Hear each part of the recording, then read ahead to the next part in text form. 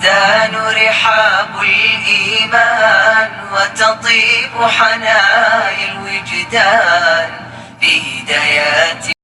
بسم الله الرحمن الرحيم.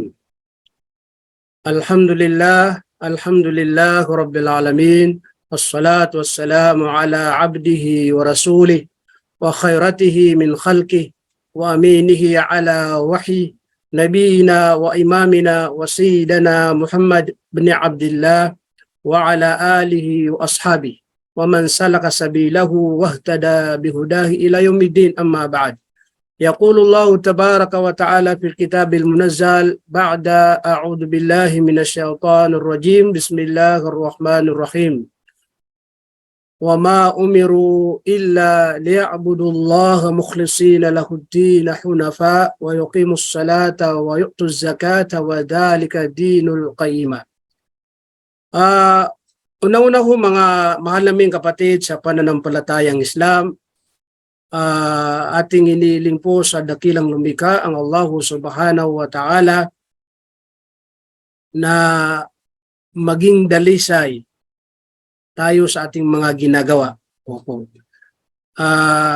Maliit man o malaki sa ating paningin na ating mga ginagawa na pagsamba, ay siguraduhin po natin, tiyakin po natin na ito ay ginagawa po natin na para lamang kay Allah Subhanahu wa Ta'ala.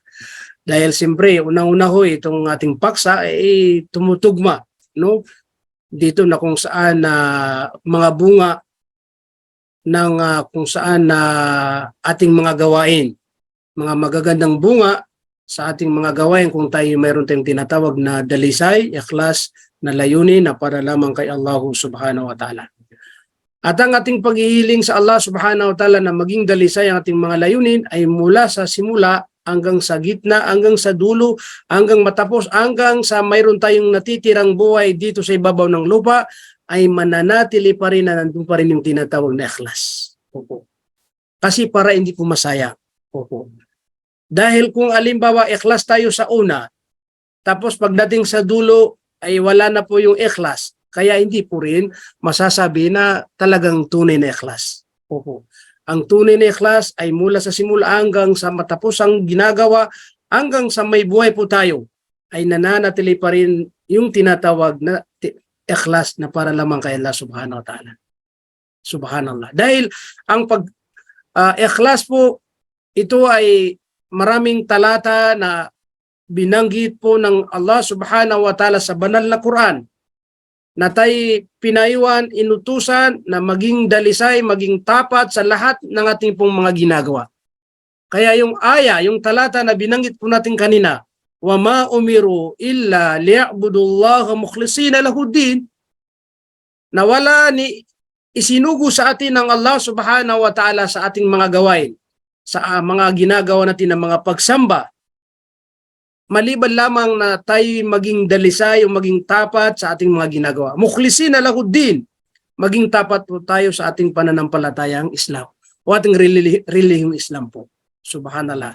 Kumbaga, sa kaisahan ni Allah Subhanahu wa Ta'ala, nandun pa rin yung ating kumbaga paniniwala. Sa pagdadarasal, pagbibigay ng zaka, nandun pa rin yung tinatawag na dalisay o ikhlas na para lamang kay Allah Subhanahu wa Ta'ala. Ito ang tunay na relihiyon na kung saan kailangan mananatili na para lamang kay Allah Subhanahu wa Ta'ala. Sa iba pong mga talata, ang sabi po ng Allah, fa'budillaha mukhlishan lahuddin.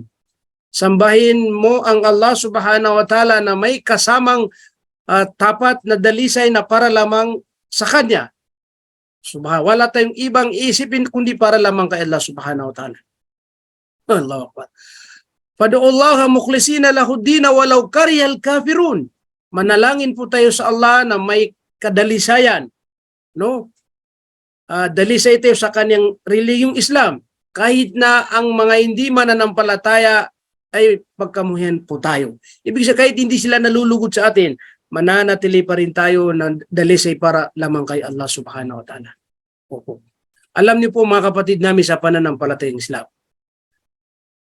may kabaligtaran na kapag hindi maging dalisay tayo, kapag hindi tayo ikhlas na para lamang kay Allah Subhanahu wa Ta'ala, na may ibang ipinapasupok natin, may ibang ating nilalayon, baka doon tayo mahulog sa sinabi ng mahal nating propeta Muhammad sallallahu alaihi wasallam na kapag mayroon tayong ginawa na pagsamba na hindi ikhlas, ibang ating iniisip, kumbaga parang pakitang tao, parang masabi po nila na tayo gumagawa ng pagsamba, yan, magiging ano po tayo, tinatawag na musyrik, o di kaya nagtambal sa Allah subhanahu wa ta'ala.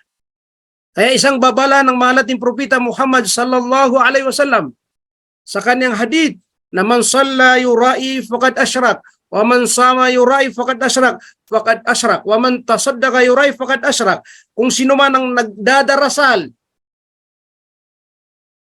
na hindi para kay Allah, hindi para ikhlas, kundi ito ay pakitang tao, masabi ng mother, masabi ng amo, masabi ng kaibigan, masabi po nila na tayo ay nagsasala, faqad asyrak, katotohanan tayo ay naging mapagtambal sa Allah subhanahu wa ta'ala. Kung sino man ang mag-aayuno, ito ay pag-aayunong obligado, pag-aayunong voluntaryo. Nag-aayuno tayo para masabi po nila na tayo malakas, laging nag-aayuno. Hindi para kay Allah subhanahu wa ta'ala, faqad asyrak, tayo ay nagiging mapagtambal sa Allah subhanahu wa ta'ala. Allahu Akbar. Man tasaddaqa yurai, kung sino man ang nagbibigay ng kawang-gawa, na ang layunin ay para masabi nila na mapaggawa tayo, mapagbigay, nagbibigay lagi ng kumbaga sadaka. Hindi para kay Allah subhanahu wa ta'ala, ibig sabihin nawala yung tinatawag na ikhlas. Faqad asyrak, tayo ay kumbaga naging mapagtambal sa Allah subhanahu wa ta'ala. Mga kapatid namin sa pananampalatayang Islam, kaya pananatilin po natin ang pagiging isang dalisay o mukhlis na tao, na gumagawa tayo ng iba't ibang uri na pagsamba na wala po tayong ibang layunin kundi makamit ang kaluguran ng Allah subhanahu wa ta'ala. Alam niyo po, sa mga taong nananatili na sila'y nagtatambal sa Allah sa kanilang mga ginagawa, pagdating sa kabilang buhay ay mawawala ng saysay ang kanilang mga gawain. Ano pong sabi ng Allah subhanahu wa ta'ala? La in asyrakta la yahbatanna 'amaluk wala takunanna minal khasirin. Ang sabi po ng Allah subhanahu wa ta'ala, tiyak na kung kayo nagtatambal, ibig sabihin, hindi kayo nag-iingat sa pagtatambal kay Allah subhanahu wa ta'ala. Katulad po ng mga nabanggit natin, na isang pagtatambal kay Allah, yung pakitang tao. Ang sabi po ng Allah, la yahbatanna 'amaluk, tiyak na mawawala ng saysay ang mga gawain po natin. Kaya kung gaano karami ang ating ginawa, pero dahil nagtatambal pa rin tayo, kaya Allah subhanahu wa ta'ala, sinisingitan po natin ang pagtatambal, kaya layah bata na amalok, nawawala ng saysay, walang kabuluhan ng ating mga ginagawa po. At ang masakit dun, wala takunan na minal khasirin. Pagdating po natin sa kabilang buhay, ay mapapabilang po tayo sa mga taong lugi. Yung mga nalugi. Iba po yung nalulugi dito sa mundo at maging lugi ka sa kabilang buhay. Dito sa mundo, kung tayo nalugi, halimbawa sa mga negosyante, hindi tayo kumita nung tayo, kumbaga, sabihin natin, nagnegosyo nung panahon na Disyembre, kasi ito yung alam po ng karamihan, na kapag Disyembre, maraming binta. Kumbaga, maraming mga bumibili. Pero pagkatapos ng Disyembre, hindi tayo kumita. Nalugi po tayo. Pwede naman tayo makabawi sa susunod na Disyembre. Opo. O di kaya sa mga paglalaro, ikaw ay natalo ngayon, pwede ka rin makabawi sa susunod na laro mo. Natalo ngayon, halimbawa si Pacquiao, pwede naman sa susunod na boxing niya ay pwede naman si Manalo. Pwede makabawi, di ba? Marami mga taong nalugi o natalo sa kanyang ginawa, pero bandang huli siya ay nakabawi dahil po ganun ang mundo. Pwede ka matalo, pwede ka manalo, pwede ka makabawi. Pero mga kapatid namin sa pananampalatayang Islam, sa oras na tayo mapabilang sa lugi sa kabilang buhay, hindi tayo makapasa, hindi tayo kumbaga magtagumpay, at doon tayo mapabilang sa mga lugi na mga tao, wala po tayong pag-asa na makabawi ulit. Wala tayong pag-asa. Bakit? Kasi siyempre, pag namatay tayo at nasa kabilang buhay po tayo, ngayon magsasabi tayo na, Ya Allah, pabalikin mo kami sa mundo para bumawi. Mayroon bang paraan? na namatay ka ngayon tapos bibigyan nga pangalawang buhay? Allah, la yadukuna fiha al-mauta illa al-mautat al-ula. Kanilang matitikman ang kamatayan sa isang bisis po lamang yan. Itong ipinagkaloob ni Allah sa ating buhay, isa lang buhay po na yan. Kapag nawala po yan, namatay tayo, wala ni pangalawang nasusunod na buhay na para maging, pangalawang buhay po natin. Sa pelikula, lang yan. Naman namatay yung actress, tapos mabuhay. Parang ganun, misama ilang bis na namamatay, nabubuhay pa rin. Hindi ito katulad sa kabilang buhay kapag tayo namatay at pagdating sa kabilang buhay, walang pangalawang buhay na ibabalik tayo sa mundo para bumawi o gawin po ang nararapat. Tulad ng sasabihin ng mga taong pagdating sa kabilang buhay ay malalaman po nila na sila ay mapapabilang sa taong paparusaan at sila ay mananalangin kay Allah na kung saan bigyan daw sila ng pagkakataon kahit sandali lamang dito sa mundo. Ibabalik daw sila sa mundo nang sa ganun gagawin po nila lahat ng kanilang mga hindi nagawa na tungkulin nila bilang isang mananampalataya sa Allah subhanahu wa ta'ala. Qala rabbirji'un la'alli a'malu salihan fima tarakt. Sasabihin ng mga tao na hindi po sumunod ng ganap sa dakilang lumika at na realize po nila na sila ipaparusahan ng Allah subhanahu wa ta'ala, kanilang hilingin, aming Panginoon, Rabbirji'un, aming Panginoon, bigyan niyo kami ng kahit saglit po lamang, panandali lamang, pangsamantala lamang makabalik sa mundo. Anong gagawin nila pag nakabalik sila? Ibig sabihin, bibigyan sila ng pangalawang buhay? La'alli a'malu salihan fima tarakt.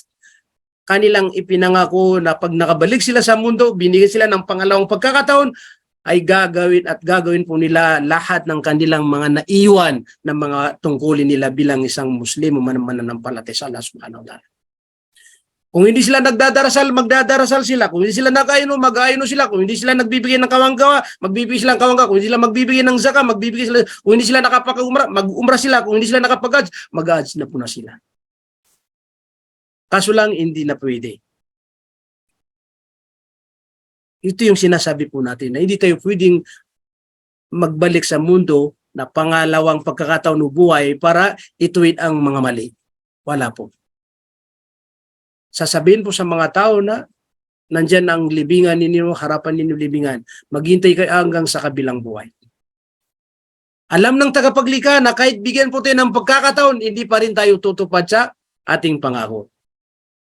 Ito yung sinabi ng Allah subhanahu wa ta'ala, walau ruddu la'adu lima nuhuan. Kahit na bigyan ko sila ng pagkakataon, pangalawang buhay, kumbaga. Ibalik sila sa mundo, tiyak na babalik pa rin sila sa kanilang mga dating gawi, kumbaga. Kung hindi sila nagdadasal, itutuloy pa rin nila. At least, nabigyan sila ng pagkakataon pero hindi sila tutupad sa kanilang pangako. Alam ng tagapaglikha, walau ruddu la'adu limanuan. Kahit nabigyan po sila ng pagkakataon, sabi ng Allah subhanahu wa ta'ala, at babalik pa rin sila sa kanilang mga gawa. Hindi nila itutuloy yung kanilang pangako na para lamang kay Allah subhanahu wa ta'ala. Kaya hindi sila bibigyan ng Allah subhanahu wa ta'ala ng pangalang pagkakataon. Dahil babalikan pa rin nila yung kanilang mga gawa dati. Kung sugalor sila, magsusugal pa rin sila. Hindi sila nagsasala, hindi pa rin sila magsasala. Yung kanilang mga gawain na pinagbabawal, babalikan at babalikan pa rin nila. Alam ng tagapaglikha yun. Kaya hindi sila bibigyan ng tagapaglikha ng pagkakataon. Kaya doon po mangyayari na dahil sa malalaman ng isang tao na wala siyang pagkakataon na makabalik sa mundo o bibigyan ng pangalawang pagkakataon, kaya po, mga kapatid, may mga nakikita po natin dito sa mga pelikula na kinakagat po nila ang kanilang mga katawan. Parang mga pelikulang halimbawa, aswang o horror. Pero sa kabilang buhay, totoo po yun, kakagatin po nila ang kanilang mga kamay. Dahil sa sobrang pagsisisi na hindi tatanggapin ng Allah subhanahu wa ta'ala.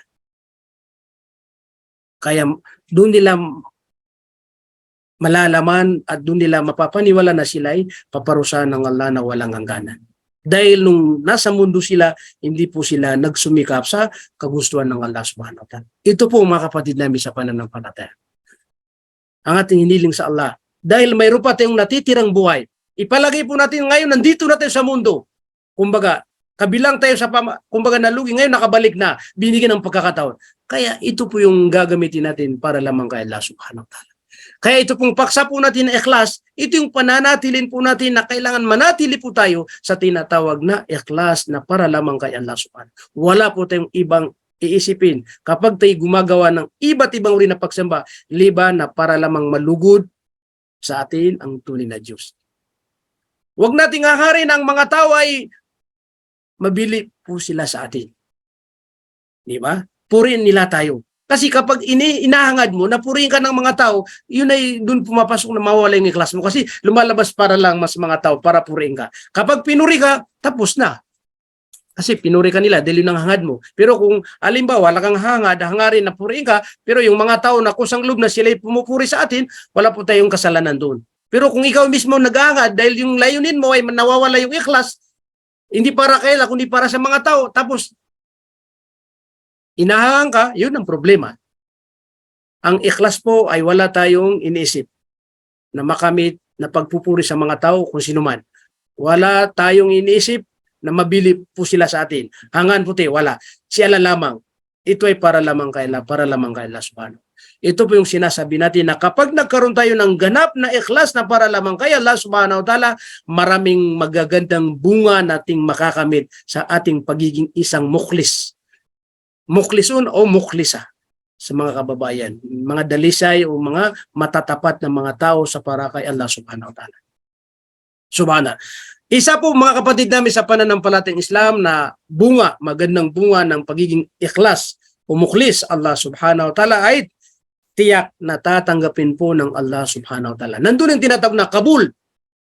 Tatanggapin po ng Allah subhanahu wa ta'ala ang bawat gawain, bawat salita ng mga kalugod-lugod sa Allah subhanahu wa ta'ala. Basta ito'y ginawa, sinalita na para lamang kay Allah subhanahu wa ta'ala. Kaya ang hadith ng Propeta Muhammad sallallahu alaihi wasallam, inna Allah la yaqbalu min al-amal illa ma kana lahu khalisa wabtugha bihi wajhu. Katotohanan, ang Allah subhanahu wa ta'ala ay kailanman hindi niya tinatanggap ang mga gawain ng isang alipin ng Allah subhanahu wa ta'ala, maliban lamang sa kanilang mga ginagawa na may khalisa. Ito ay tapat na para lamang kay Allah, ginagawa nila na para lamang kay Allah subhanahu wa ta'ala. So, ibig sabihin, kapag dalisay, ang ating gawain, ikhlas tayo, tatanggapin po ni Allah subhanahu wa ta'ala. Kaya magsalita ka, magpayo ka, magpaliwanag ka, magbahagi ka ng kaalaman sa Islam, gumawa ka ng mga iba't ibang uri na gawin na pagsamba, tulad ng pagdarasal, tulad ng pag-aayuno, tulad ng pagsasaka ng umrah, pagbibigay ng zakah, pagbibigay ng kawanggawa, pagbabasa ng Quran, pakikinig po sa mga aral ng Islam, subhanallah. Pakikibaka sa landas ng Allah subhanahu wa ta'ala, basta ikhlas tayo, ito ay tatanggapin po ng Allah subhanahu wa ta'ala. Nabanggit natin kanina, kapag hindi maging ikhlas, hindi tatanggapin. Ang masakit pa doon, nagiging musyrik tayo, nagtatambal kapag hindi tayo, kumbaga, naging tunay na dalisay o ikhlas para kay Allah subhanahu wa ta'ala. Yan ang isa po na bunga, magandang bunga ng pagiging isang mukhlis. Opo. Okay, pangalawa, dahil ang oras po, tinitingnan ko po, ang bilis, no? Alas 2 na. Mayroon pa akong natitira mga 25 para magtira po tayo ng ilang minuto kung saan para po sa mga katanungan. Opo, okay. Pangalawa po, sabi po ng mga scholar, kapag tayo ay naging dalisay sa ating mga gawain, tiyak na hindi po tayo maliligaw ni Satanas. Hindi po tayo kailanman maliligaw ni Satanas. Mismo si Satanas ang nagsabi na kapag dalisay po tayo, mukhlis po tayo, tapat po tayo sa ating riling Islam, hindi po tayo maliligaw. Pero pwede kang makapagtanong, bakit yung iba minsan nawawala, nalilis sa Islam, bumabaliktad, parang ganun. Bumabalik sa kanyang dating halimbawa pananampalataya. Kung halimbawa si nagbalik Islam, tapos bandang huli, 1 taon, 2 taon, ilang taon, tapos bumabalik sa kanyang dati. Tulad ng mga na napapanood po natin ng mga tao na ganun. Anong dahilan? Dahil po nawawala yung ikhlas nila, kaya naligaw po sila ulit. Allah, mamaranaw ka, matausog ka, mamaginaw, mayranong ka, yaka, mabasi, anong tribe mo na tribe na Muslim? O kabilang nga sa alhamdulillah nagbalik Islam. Habang nananatili na ikhlas ka kay Allah subhanahu wa ta'ala, nananatili na ikaw ay mukhlis, babae man o lalaki, mayaman o pulubi o anong katayo niya sa buhay, itiyak na hindi ka rin maliligaw ni Satanas. Ito ang magandang bunga, isang magandang bunga ng ikhlas. Alam niyo po, ito, lagi natin po ito naririnig sa mga scholar. Nung nag-utos ang Allah subhanahu wa ta'ala kay Iblis na magsujud, magpakumbaba. Qala rabbuka lil malaikati isjudu li Adam.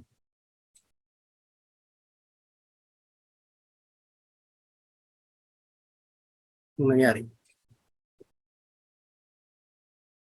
Pasensya kasi minsan nawawala yung live natin. So in screen, nawawala po. Okay po. Alhamdulillah, nakabalik. Aywan ko sa inyo, sa ano lang, sa laptop ko lang. Okay. Bilang pagpapatuloy po mga kapatid namin sa pananampalatayang Islam. Nung nag-utos ang Allah subhanahu wa ta'ala, mahabang kwento, ito sa banal na Quran, maraming beses na ipinaliwanag ng Allah subhanahu wa ta'ala na magpakumbaba, magpatira pa si Iblis, magpatira pa ang mga anghel kay Adam alayhi salatu wasalam. At sila'y nagpatira pa. Maliban lamang kay Iblis o si Shaitan. Alam niyo, maraming bisis na nabanggit sa mga talata sa banal na Quran at iba pang mga surat.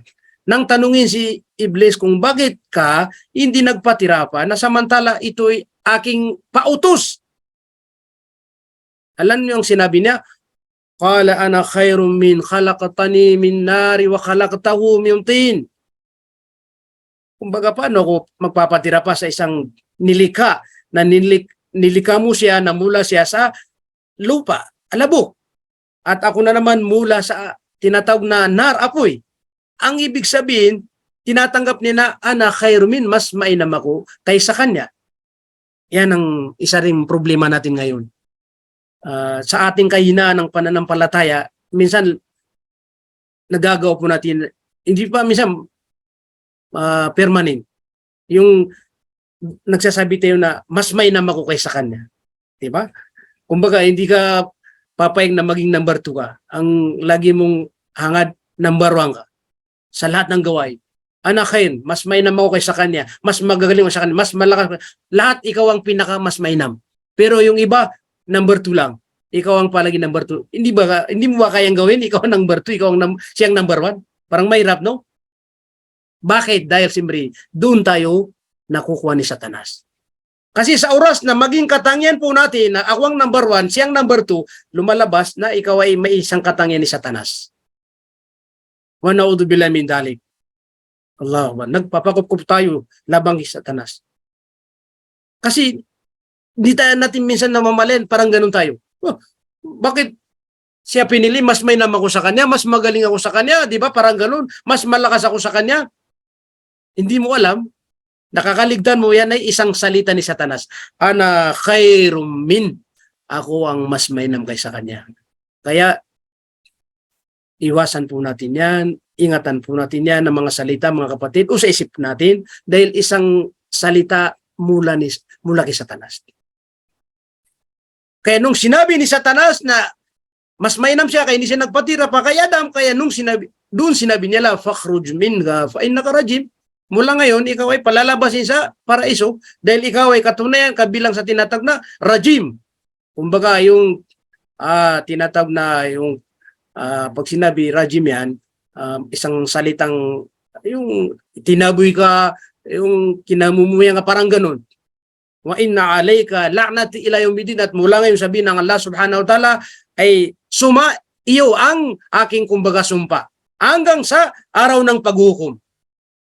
Isinumpa at humingi siya, qala rabbi fa'anzirni ila yawmi yub'athun. Aking Panginoon, dahil siyempre nakatulang kumbaga na siya ay kumbaga rajimi, tinaboy at sinumpa ni Allah subhanahu wa ta'ala, kaya humingi siya ng kahilingan na aking Panginoon, kung maari pahintayin mo ako. Ibig sabihin, mahintay ko sila hanggang sa araw ng bubuhayin kami sa kabilang buhay. Ibig sabihin, hiniling niya na hindi sila mamamatay. Kaya sinabi ng Allah, tinugon, qala fa innaka minal mundarin. Katotohanan ikaw ay ngayon kabilang sa mga mundarin, maghihintay. Ito po ang programa o di kaya layunin, purpose o mission ni Satanas. Ililigo po tayo. Ila yaumil waqtil ma'lum, hanggang sa araw ng kumbaga nakatakda. Ibig sabihin araw ng paghukom. Hanggang sa araw ng paghukom. Yun ang ila yaumi, hanggang sa araw ng oras na ibig sabihin araw ng paghukom. Yan ang pangako ni Satanas na iniling na sa Allah na ililigaw tayo at di ay tinugo ng Allah subhanahu wa ta'ala at marami pang ibang pagkakausap nila. Ito ang sinabi ng Satanas, qala fa bi'izzatika la'ughwiyannahum ajma'in.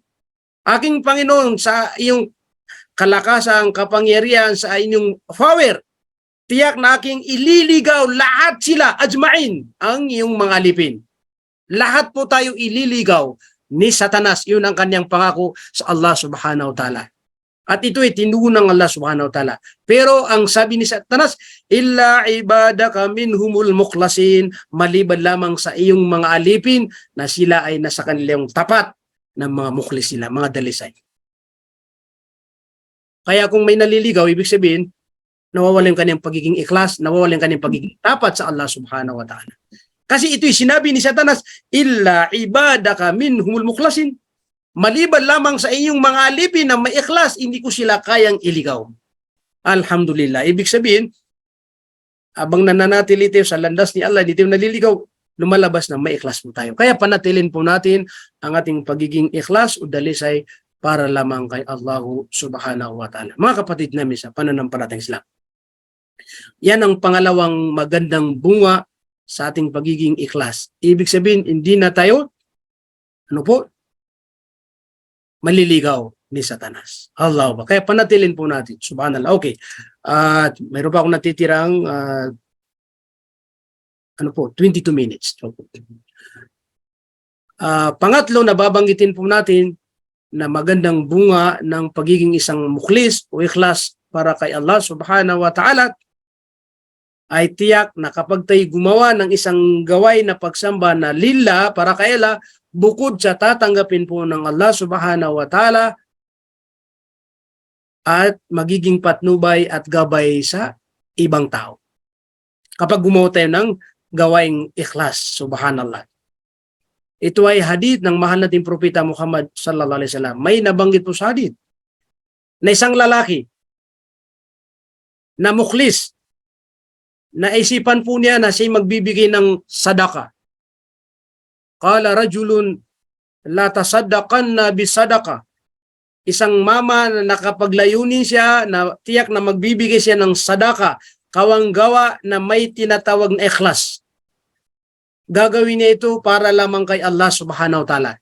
Tandaan po natin, dahil ikhlas ang kanyang layunin, kaya ang resulta po ay magiging gabay at patnubay po sa iba. Ano pong sabi? فخرج بصدقته فوضعها في يد سارق فأصبحوا يتحدثون تصدق على سارق فقال اللهم لك الحمد لا تصدقن بصدقة. Lumabas ang isang tao, mama, sa panahon niyon at nakapaglayunin siya na magbibigay siya ng sadaka o kawanggawa na may ikhlas. Nang siya lumabas para magbigay ng sadaka o kawanggawa at kasalubong na isang mama, lalaki, at iniabot niya ang kanyang, kumbaga, ibibigay na kawanggawa sa kamay ng isang mama. Kumbaga, sabi niya, tanggapin mo to, ang aking kawanggawa na ito ay ikhlas para lamang kay Allah subhanahu wa ta'ala. At nang natanggap ng isang lalaki at kinaumagahan at ang pinag-uusapan, yatahaddathun, pinag-usapan na may nakatanggap ng sadaka, kawanggawa, kasulang isang magnanakaw, sarik. Diba? Kung ikaw magbibigay ng kawanggawa at nabigyan mo pala, magnanakaw, diba, hindi ka masaya? Pero nandun pa rin yung ikhlas mo na para lang kaya wala kang magawa. Kaya ang sabi ng lalaki nung nalaman niya, narinig niya ng kanyang nabigyan pala ng sadakaw, kawanggawa ay magnanakaw, sarik, ang kanyang sinabi, Allahumma lakal hamd. Allahumma lakal hamd. pinuri niya ang Allah, o aking Panginoon, ang pagpupuri na sa inyo lahat yan.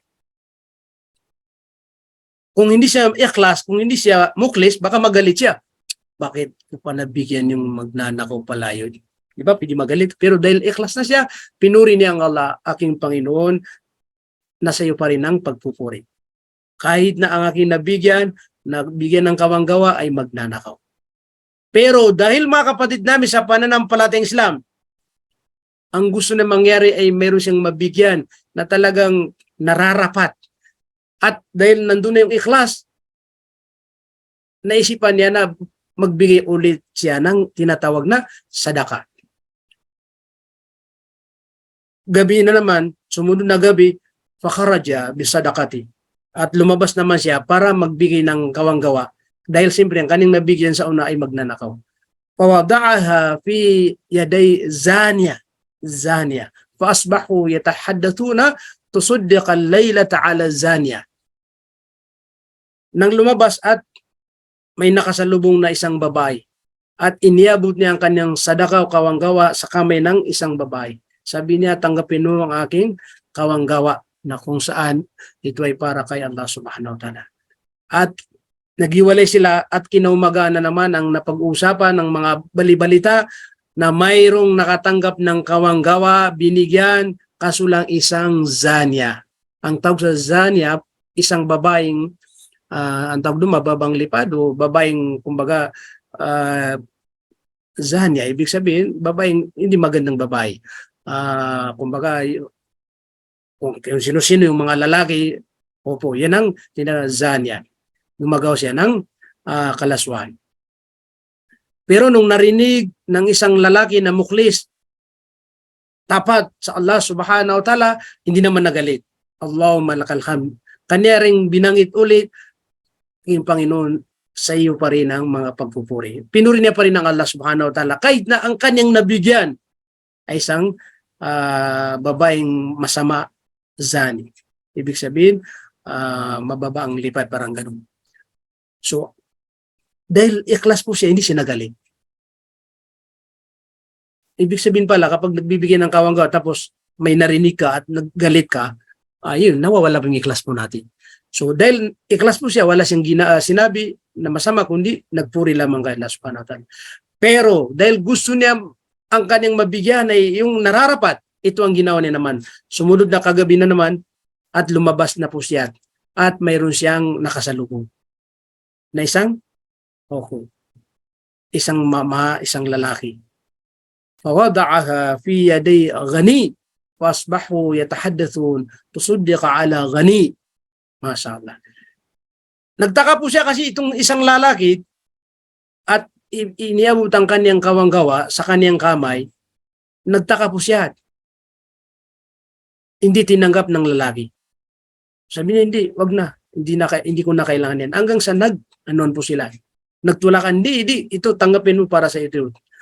Hanggang sa napilit ng isang muklis na may tapat sa Allah na naibigay doon sa isang gani. Anong ibig sabihin ng gani? Opo.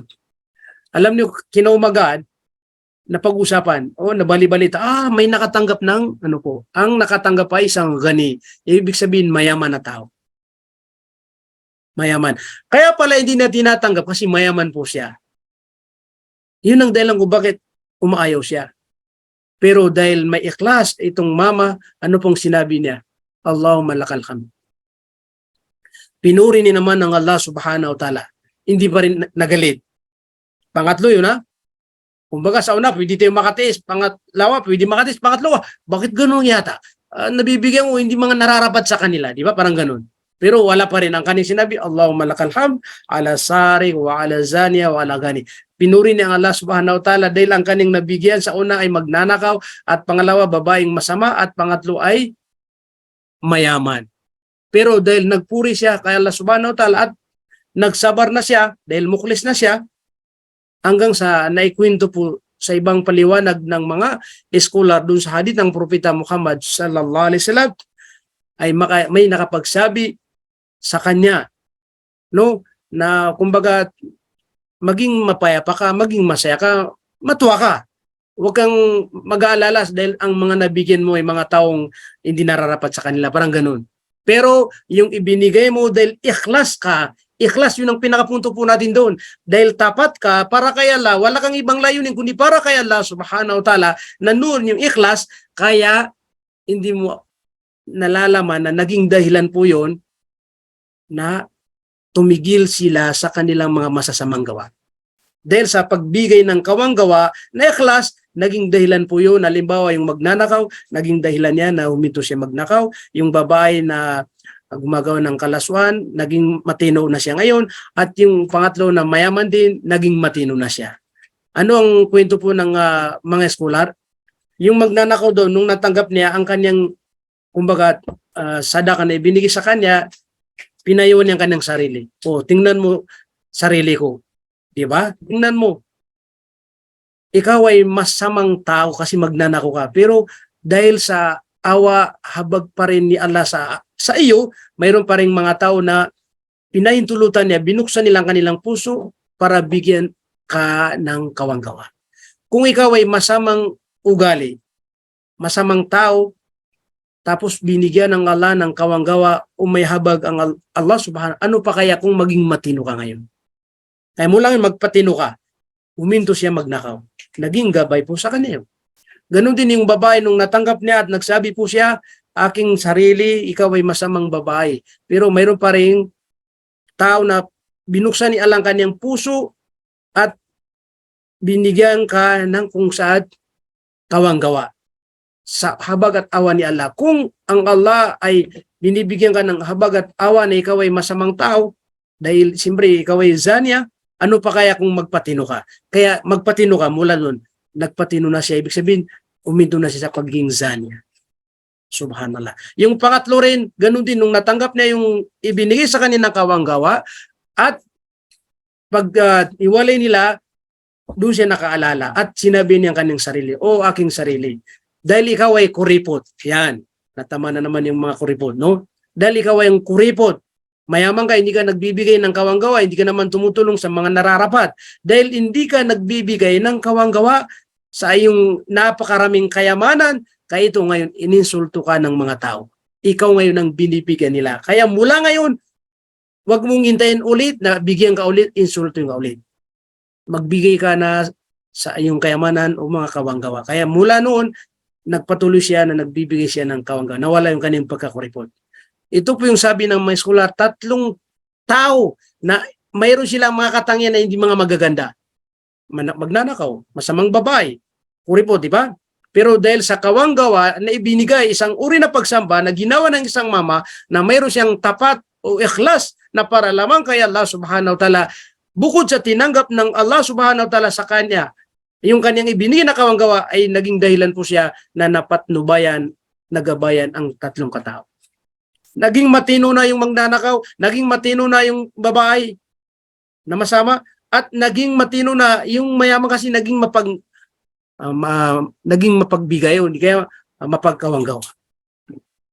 Ngayon ang tanong, sino ang naging dahilan kung bakit naging matino yung magnanakaw? Sino ang naging dahilan kung bakit naging matino yung babae na masamang babae? Sino ang naging dahilan kung bakit yung mayaman na kuripot ay naging ngayon ay mapagbigay? Di ba yung tao na muklis? Yung taong may tapat na ikhlas para kay Allah subhanahu wa ta'ala. Ngayon, ang sabi po ng mga eskolar, ilan ang makakamit niya na gantimpala, gaano karami na ibibigay ni Allah? Dahil may hadith na mandala ala khairi kafaili, sa mga taong naging dahilan kung bakit nakagawa yung isang tao ng mabuti dahil sa kanya, titimbangin ng Allah subhanahu wa ta'ala ang kanyang gantimpala at ibibigay doon sa taong naging dahilan. At walang mababawas kahit isang piraso na kumbaga mababawas. Wala po. Halimbawa, ako, dati-rati, hindi ako nagsasala. May naging dahilan, kaya ko nakapagsala. Ngayon, tuwing nagdadarasal ako, kung mayroon akong gantimpala, palagi natin sa numero, nagkakamit ako ng 500. Halimbawa kasi para maging malinaw. Yung 500 ko doon, nagantimpala sa aking pagdadarasal, gagawin ng tagapagliga na 1,000. Yung 500 saan mapupunta? Doon sa taong naging dahilan. Yung 500 na sa'yo, walang nabawas, kahit pares po kayo. At hindi ka lang nagdadarasal. kundi nagpatuloy ka sa mga iba't uring ng mga pagsamba, nagbigay ka ng kawanggawa, nagbibigay ka ng tumutulong ka, lahat-lahat. Kung gaano karami na makukuha mo na gantimpala, yun ang titimbangin niya. Kumbaga, kung sa isang araw nakagawa ka ng 1,000,000 na kabutihan, gagawin ng tagapagligtas na 2,000,000 at ibibigay dun sa naging dahilan. Itong tao po na ating ikinuwento na nabanggit sa hadith, dahil siya ang naging dahilan kung bakit naging matino ang magnanakaw. Kaya lahat ng mga gawain ng magnanakaw sa kanyang pagkatino, lahat ng kanyang mga gawain ng mga pagsamba, titimbangin ni Allah subhanahu wa ta'ala, ibibigay sa tao na naging dahilan. Yung babae masama, lahat din ng kanyang mga ginagawa ng mga mabuti, dahil nagsimula na po siya, naging mabuti na siya, ibibigay din sa tao. Yung nagbibigay ng kawanggawa, na naging mapagbigay ng kawanggawa, titimbangin lahat ng kanyang ibibigay ng kawanggawa, yung gantimpala niya, ibibigay din sa taong naging dahilan. Iyan po ang isang sekreto na maging dahilan po tayo na mapatnubayan, magabayan po ang iba po sa atin. Alhamdulillah, masyurte po ang ating kapatid tulad ni Sheikh Muslimin Borda. Alhamdulillah. Ilan ang tao na naging dahilan siya na napamuslim niya. At kasalukuyan na nagdadarasal po sila. Nag-aayuno po sila. Nagbibigay sila ng kawanggawa. Kasi may alam ko, kilala ko dyan, mga malalakas magbigay ng kawanggawa. Naging dahilan si Sheikh na nagmuslim ang mga tao. Ilan ang gantimpala na makakamit? Ito ang sikreto po sa tinatawag na ad-da'wah. Ang pinaka-importante, mayroon tayong ikhlas, dalisay. Kasi hindi po natin makakamit yung napapaloob doon na gantimpala kung mawala pong tinatawag na ikhlas. Diba? Kaya, magmalasakit po tayo. Mababay po tayo, masister tayo, malalaki po tayo. Alam po natin, may mga hindi pa naging Muslim na mga kamag-anak po natin. Maaari na yung magulang po natin, kapatid natin, yung mga kamag-anak natin, kaibigan natin. Diba? Maaari na maging dahilan po tayo na dahil may ikhlas tayo sa mga gawain po natin na mapatnubayan sila. Ganun din, kung sila'y mapatnubayan dahil sa ating ikhlas sa mga gawain po natin, magsisimula sila magsagaw ng pagsamba at titimbangin ng Allah subhanahu wa ta'ala at ibibigay po sa atin. Ito ang Islam, mga kapatid namin sa pananampalatayang Islam. Kaya hindi tayo hinto. Opo. Hindi, bahala ka na. Dahil siyempre, wala kang pinapakinggan, wala kang pakialam. Kaya hindi kita, kumbaga, mamalasakitin. Hindi tayo pwede hinto. Abang may buhay po tayo, may kakain po tayo, gumagawa tayo ng mga paraan para po may parating po natin sa kanilang Islam, para po tanggapin nilang Islam. Kaya siyempre, kapag nag-Muslim sila, katulad ng sinabi po natin, magkakaroon tayo ng maraming biyaya. Kaya masyurte po ang mga tao, napakaraming naging Muslim na dahil sa kanya. Ang alam po natin na nabawi ng buhay si Ahmad Ahbir. Naway makamit niya ang kapatawaran habag awa ni Allah subhanahu wa ta'ala doon sa libingan. Dahil maraming taong nag-Muslim, naging dahilan po siya. Si Sheikh Daud, dati namin pong kasama. Ilan ang naging bris sa kanya, babae at lalaki. Subhanallah. Kaya mga kapatid namin sa pananampalataya, ang tungkulin po natin bilang isang Muslim ay gawin po ang mga ipinag-utos ni Allah at tungkulin din natin na iparating ang mga ipinag-utos ni Allah subhanahu wa ta'ala sa mga kakilala, kamag-anak, higit sa lahat po sa ating mga pamilya. Subhanallah. Kunting test po na lang mga kapatid itong buhay natin dito sa mundo. Bukas makalawa, wala natin sa mundo, nasa kabilang buhay po tayo. At masyurte ang mga taong nabawian ng buhay na sila ay mga matatapat sa Allah subhanahu wa ta'ala. Mga mukhlis sila. Lillah. Wala silang ginagawa kundi malugod lamang ang Allah subhanahu wa ta'ala. Mga kapatid namin sa pananaman, marami pa tayong babanggitin na mga magagandang bunga ng pagiging isang ikhlas o mukhlis. No? Dahil po, kapos tayo sa oras, tinitinan ko po ay 5 minuto po lamang, 4 na minuto ay matatapos ang ating oras. Ang pinakamahalaga, kung ano po ang aking naibahagi po sa inyo, sana po ay meron tayong napulot na aral. Inshallah po, sa mga susunod na schedule ko po, oras ko po, kasi siyempre palitan tayo rito, hindi lang tayo ang tagapagsalita, kundi marami pa tayong mga kapatid na binibigyan ng pagkakataon. saka na lang po natin ipagpatuloy isa lang mga kapatid namin sa pananampalataya. Sana po ay manatili tayo sa ating pagiging ikhlas, lillah, para lamang kay Allah subhanahu wa ta'ala. Pwede natin po gamitin itong natitira kong 4 na minuto, 5 minuto para po sa mga katanungan, lalong-lalo na po yung mga baguhan kasi tinitingnan ko po to may mga bago po na umatin para naman mabigyan po natin sila ng pagkakataon kung meron silang mga katanungan po. Hanggang dito po lamang. Wassalamualaikum warahmatullahi wabarakatuh. Sa may mga katanungan po, pwede kayong magtanong.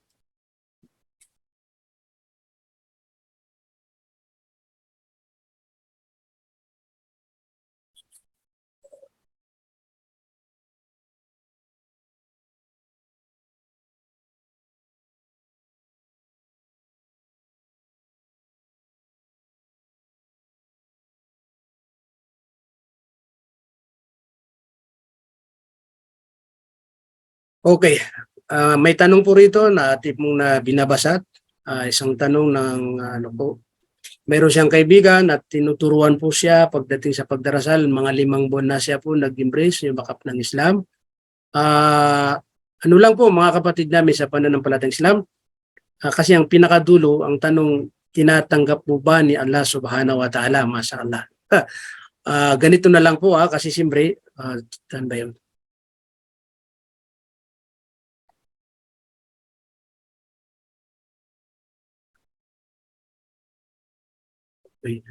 Ang kasagutan po doon sa isang kapatid na matagal na mga 5 taon na daw, 5 buwan na tapos nagkakamali ang kanyang sasagawa, no? Sabihin natin ang pagdarasal. Mga kapatid namin, siguro naman malinaw po yung aking pinaliwanag sa inyo, kapag tapat po tayo sa pagdadarasal. Opo, isa rin yan sa kondisyon na tatanggapin po. Kaya yung tanong doon, tatanggapin, tiyak po na tatanggapin ni Allah subhanahu wa ta'ala. Okay. Pero pagdating doon sa mga pagkakamali, pagkukulang, at least po yung isang kapatid natin ay sinisika po niya na matutunan po, yun ang pinaka-importante doon kasi hindi natin po alam kung anong nasa puso ng tao. Sinisikap po niya na may satupad ng tama, may sagaw ng tama. Kung may mga pagkukulang po siya doon, siya pa rin ang magbibigay ng patawad sa kanya dahil siyempre bago po siya. Opo. At ang ano po kung halimbawa sinasadya, opo, yun.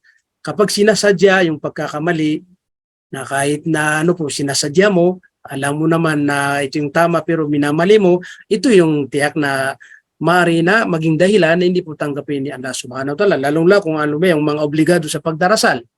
Di ba po?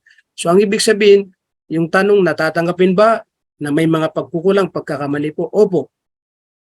Tatanggapin pa rin ni Allah basta ikhlas, ginagawa nito para kay Allah subhanahu wa ta'ala. Pero kung mayroong mga kunting mga kulang, siya pa rin ang magbibigay ng kumbaga kabuuan o ganap na gantimpala. Naalala ko tuloy, may isang schoolan nagpapaliwanag, may nagdarasal daw, sabi niya na makakakuha siya ng 10 sa 10. Ibig sabihin, perfect. Kumbaga, may nagsasala na makakakuha siya ng 9 sa 10. Ibig sabihin, may isang mistake. At makakakuha siya, makakatanggap po siya ng 8 dun sa 10. Ibig sabihin, may 2 kulang. At makakatanggap po siya ng 7 dun sa 10. Hanggang sa may nagdadarasal na makakatanggap po siya ng 1 doon sa 10. May isang hadith pa na totally wala siyang makukuha at gagawin po ang kanyang pagdarasal na parang pamunas na madumi at ibabato, ipapalo po sa kanyang, iampas po sa kanyang mukha. Diba? Okay. Ang ibig sabihin doon sabi ng isang skola, dahil po doon sa may mga pagkukulang. Kaya may 10, perfect, may 9, may 8, may kulang hanggang sa may 1. Depende po yan. Pero yung pagdating sa tatanggapin, ang pagdarasal, at ito'y kumbaga parang naisagawa mo yung tungkulin mo sa pagdarasal, basta ikhlas mo tayo, tatanggapan pa rin ng Allah subhanahu wa ta'ala. Siyempre, makaiba pa rin ang gantimpala. Yung perfect at saka may kulang. Diba? Kaya sabi po natin na may 10 perfect, may 9 kasi may kulang. may 8, may kulang 2 hanggang sa pababa. Ang hindi po maganda, sana hindi mangyari, yung tinatawag na gagawing pamunas at isasampal sa ating muka na marumi. Bakit? Isa sa paliwanag ng mga sulat, sila yung mga nagdadarasal na anong tawag yung parang mabilis masyado. Parang yung tumuto ka na manok, tak tak tak, Allahu Akbar, Allahu Akbar, Allahu Akbar. May mga ganun nagsasala. Minsan napapansin natin sa mga masjid, isang Arabo, Allahu Akbar, Allahu Akbar, Allahu Akbar. Ito yung mga pagdarasal na wala po sa tumanina. Opo, ibig sabihin, kailangan at least ginawa po natin ang lahat. Kung may pagkukulang sa mga binibigkas o may mga pagkakamali, at least tinutuloy-tuloy natin ang pag-aaral. Basta huwag mo tayo uminto ng pag-aaral. Isa rin po sa patunay na yung tao ay talagang nagpapatuloy sa pag-aaral kasi inaalam niya. Okay. Magkakaiba po yung estudyante. May mga magagaling dyan. 1 week po lamang, kuwang-kuwa na yung pagdarasal. Mayroon ding mga 2 linggo, mayroon ding 3 linggo, mayroon ding 4 na linggo, mayroon ding buwanan. 2 buwan, 3 buwan sa kanila natutunan. Hanggang ngayon, mayroon pa tayong mga kilala rin na 1 taon na sa pagka-Muslim. Pero hindi pa rin napiperfect. Lalo yung mga binabanggit na tasyahud, unang pangalan tasyahud. Kaya po tayo, hindi tayo hinto. Kahit na matagal tayo sa Islam, magpapatuloy pa rin tayo sa pag-aral. Nang sa ganun, makumpleto po natin. Inshallah, kung ano po yung ating, kumbaga, pinag-aaralan. Kaya sa Islam, talabul ilmi fariidatun ala kulli muslimatin. Obligado sa lalaki at babae na Muslim na ang pag-aaral. Hanggang sa sinabi sa hadith, mag-aral ka mula nang ikaw ay kumbaga sanggol, pinanganak na agang sa mula sa duyan hanggang pagdating doon sa libingan. Yun ang ibig sabihin noon, hindi po tayo hinto. Ang isipin niyo po kahit na nakadoktor yan, ilang nakamagister, patuloy pa rin sila, nakikita natin na nag-aaral po sila. Di ba dapat doktor ka, hinto ka na? Hindi kasi nagpapatuloy pa sila. Kasi habang tumataas ang rangko, kumbaga, kasi dumadami ang kaalaman, dumadami rin ang mga nagtatanong. Kaya para naniniguro sila na makasagot sila ng tama, kaya hindi sila huminto. Kung hindi sila huminto, ano pa kaya tayo, di ba?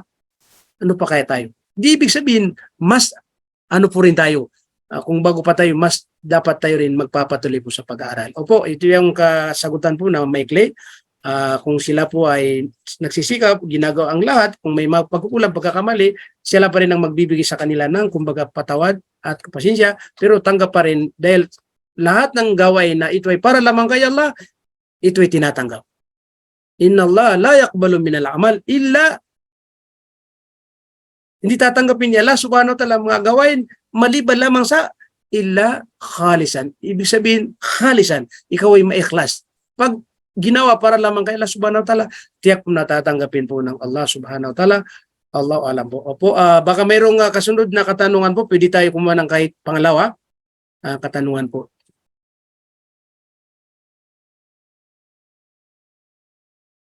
Wag na lang tayo magsawa sa paggagabay sa mga kapatid natin. At idan po natin sa maliwanag, pamamaraan, tamang pamamaraan. Wag nating insultuhin, wag nating pagalitan. Siyempre, ang pag-aral talaga, may mga magagaling dyan, madali matuto. Yung iba, mabagal. Kaya tayo mismong mag-adjust. Panatilin po natin yung pagpapayo na mag-aral tayo ng maayos, maigi. Seryosonin po natin hanggang sa inshallah po, sa awa at habag nila ay bibigyan po tayo ng kaalaman inshallah po at matutunan natin kung ano man ang hindi natin po natutunan. Okay, kung wala pong katanungan dahil siyempre ibig sabihin malinaw.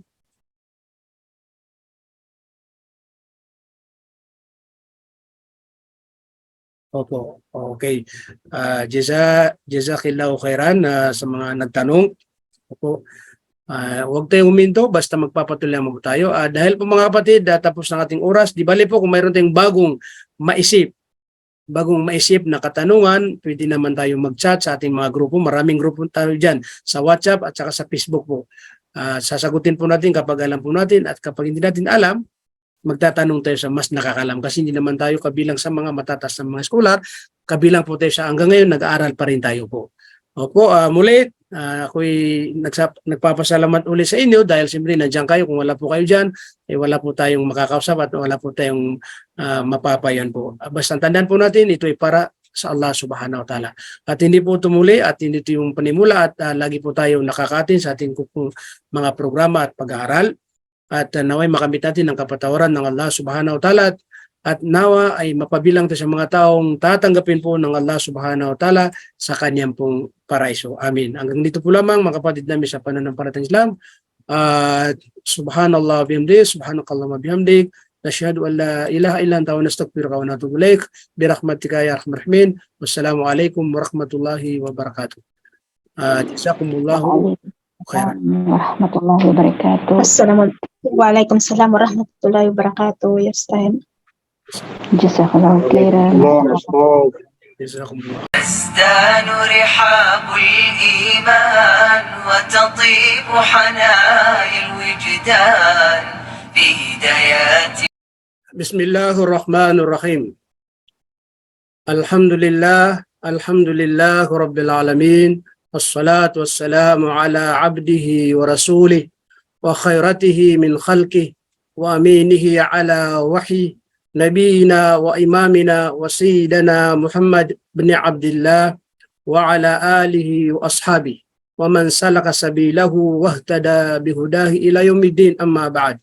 يقول الله تبارك وتعالى في الكتاب المنزل بعد أعوذ بالله من الشيطان الرجيم بسم الله الرحمن الرحيم وما أمروا إلا ليعبدوا الله مخلصين له الدين حنفاء ويقيموا الصلاة ويؤتوا الزكاة وذلك دين القيمة. Una-una ho mga mahal naming kapatid sa pananampalatayang Islam, ating iniling po sa dakilang lumikha ang Allah subhanahu wa ta'ala na maging dalisay tayo sa ating mga ginagawa. Opo. Maliit man o malaki sa ating paningin na ating mga ginagawa na pagsamba, ay siguraduhin po natin, tiyakin po natin na ito ay ginagawa po natin na para lamang kay Allah subhanahu wa ta'ala. Dahil siyempre, unang-una ho, itong ating paksa ay tumutugma, no?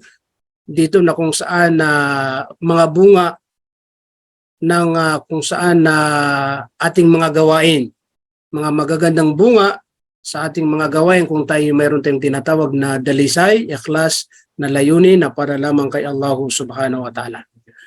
At ang ating paghihiling sa Allah subhanahu wa ta'ala na maging dalisay ang ating mga layunin ay mula sa simula hanggang sa gitna, hanggang sa dulo, hanggang matapos, hanggang sa mayroon tayong natitirang buhay dito sa ibabaw ng lupa, ay mananatili pa rin na nandun pa rin yung tinatawag na ikhlas. Opo. Kasi para hindi po masaya. Opo. Dahil kung alimbawa ikhlas tayo sa una, tapos pagdating sa dulo ay wala na po yung ikhlas, kaya hindi po rin masasabi na talagang tunay na ikhlas. Opo. Ang tunay na ikhlas ay mula sa simula hanggang sa matapos ang ginagawa, hanggang sa may buhay po tayo, ay nananatili pa rin yung tinatawag na ikhlas na para lamang kay Allah subhanahu wa ta'ala. Subhanallah. Dahil ang ikhlas po, ito ay maraming talata na binanggit po ng Allah subhanahu wa ta'ala sa banal na Quran, na tayo pinaiwan, inutusan na maging dalisay, maging tapat sa lahat ng ating pong mga ginagawa. Kaya yung aya, yung talata na binanggit po natin kanina, وَمَا أُمِرُوا إِلَّا لِيَعْبُدُوا اللَّهَ مُخْلِصِينَ لَهُ الدِّينَ, na wala ni isinugo sa atin ng Allah subhanahu wa ta'ala sa ating mga gawain, sa mga ginagawa natin ng mga pagsamba, maliban lamang na tayo maging dalisay o maging tapat sa ating mga ginagawa. Mukhlisina lahuddin, maging tapat po tayo sa ating pananampalatayang Islam o ating relihiyong Islam po. Subhanallah. Kumbaga, sa kaisahan ni Allah subhanahu wa ta'ala, nandun pa rin yung ating kumbaga paniniwala. Sa pagdadarasal, pagbibigay ng zaka, nandun pa rin yung tinatawag na dalisay o ikhlas na para lamang kay Allah subhanahu wa ta'ala. Ito ang tunay na relihiyon na kung saan kailangan mananatili na para lamang kay Allah subhanahu wa ta'ala. Sa iba pong mga talata, ang sabi po ng Allah, fa'budillaha mukhlishan lahuddin. Sambahin mo ang Allah subhanahu wa ta'ala na may kasamang tapat na dalisay na para lamang sa Kanya. Wala tayong ibang isipin kundi para lamang kay Allah subhanahu wa ta'ala. Allahu Akbar. Fad'ullaha mukhlisina lahud-din walau karihal kafirun. Manalangin po tayo sa Allah na may kadalisayan, no? Dalisay tayo sa kanyang relihiyong Islam kahit na ang mga hindi mananampalataya ay pagkamuhian po tayo. Ibig sabihin, kahit hindi sila nalulugod sa atin, mananatili pa rin tayo ng dalisay para lamang kay Allah subhanahu wa ta'ala. Opo. Alam niyo po mga kapatid namin sa pananampalatayang Islam, may kabaligtaran na kapag hindi maging dalisay tayo, kapag hindi tayo ikhlas na para lamang kay Allah subhanahu wa ta'ala na may ibang ipinapasupok natin, may ibang ating nilalayon, baka doon tayo mahulog sa sinabi ng mahal nating propeta Muhammad sallallahu alaihi wasallam na kapag mayroon tayong ginawa na pagsamba na hindi ikhlas, ibang ating iniisip, kumbaga parang pakitang tao, parang masabi po nila na tayo gumagawa ng pagsamba, yan, magiging ano po tayo, tinatawag na musyrik o di kaya nagtambal sa Allah subhanahu wa ta'ala. Kaya isang babala ng mahal nating propeta Muhammad sallallahu alaihi wasallam sa kanyang hadith na man salla yura'i faqad asyrak wa man sama yura'i faqad asyrak wa man tasaddaqa yura'i faqad asyrak. Kung sino man ang nagdadarasal na hindi para kay Allah, hindi para ikhlas, kundi ito ay pakitang tao, masabi ng muder, masabi ng amo, masabi ng kaibigan, masabi po nila na tayo ay nagsasala, faqad asyrak, katotohanan tayo ay naging mapagtambal sa Allah subhanahu wa ta'ala. Kung sino man ang mag-aayuno, ito ay pag-aayunong obligado, pag-aayunong voluntaryo. Nag-aayuno tayo para masabi po nila na tayo malakas, laging nag-aayuno. Hindi para kay Allah subhanahu wa ta'ala, faqad asyrak, tayo ay nagiging mapagtambal sa Allah subhanahu wa ta'ala. Allahu Akbar. Man tasaddaqa yurai, kung sino man ang nagbibigay ng kawang-gawa, na ang layunin ay para masabi nila na mapaggawa tayo, mapagbigay, nagbibigay lagi ng kumbaga sadaka. Hindi para kay Allah subhanahu wa ta'ala, ibig sabihin nawala yung tinatawag na ikhlas. Faqad asyrak, tayo ay kumbaga naging mapagtambal sa Allah subhanahu wa ta'ala. Mga kapatid namin sa pananampalatayang Islam, kaya pananatilin po natin ang pagiging isang dalisay o mukhlis na tao, na gumagawa tayo ng iba't ibang uri na pagsamba na wala po tayong ibang layunin kundi makamit ang kaluguran ng Allah subhanahu wa ta'ala. Alam niyo po, sa mga taong nananatili na sila'y nagtatambal sa Allah sa kanilang mga ginagawa, pagdating sa kabilang buhay ay mawawala ng saysay ang kanilang mga gawain. Ano pong sabi ng Allah subhanahu wa ta'ala? La in asyrakta la yahbatanna 'amaluk wala takunanna minal khasirin. Ang sabi po ng Allah subhanahu wa ta'ala, tiyak na kung kayo nagtatambal, ibig sabihin, hindi kayo nag-iingat sa pagtatambal kay Allah subhanahu wa ta'ala. Katulad po ng mga nabanggit natin, na isang pagtatambal kay Allah, yung pakitang tao. Ang sabi po ng Allah, la yahbatanna 'amaluk, tiyak na mawawala ng saysay ang mga gawain po natin.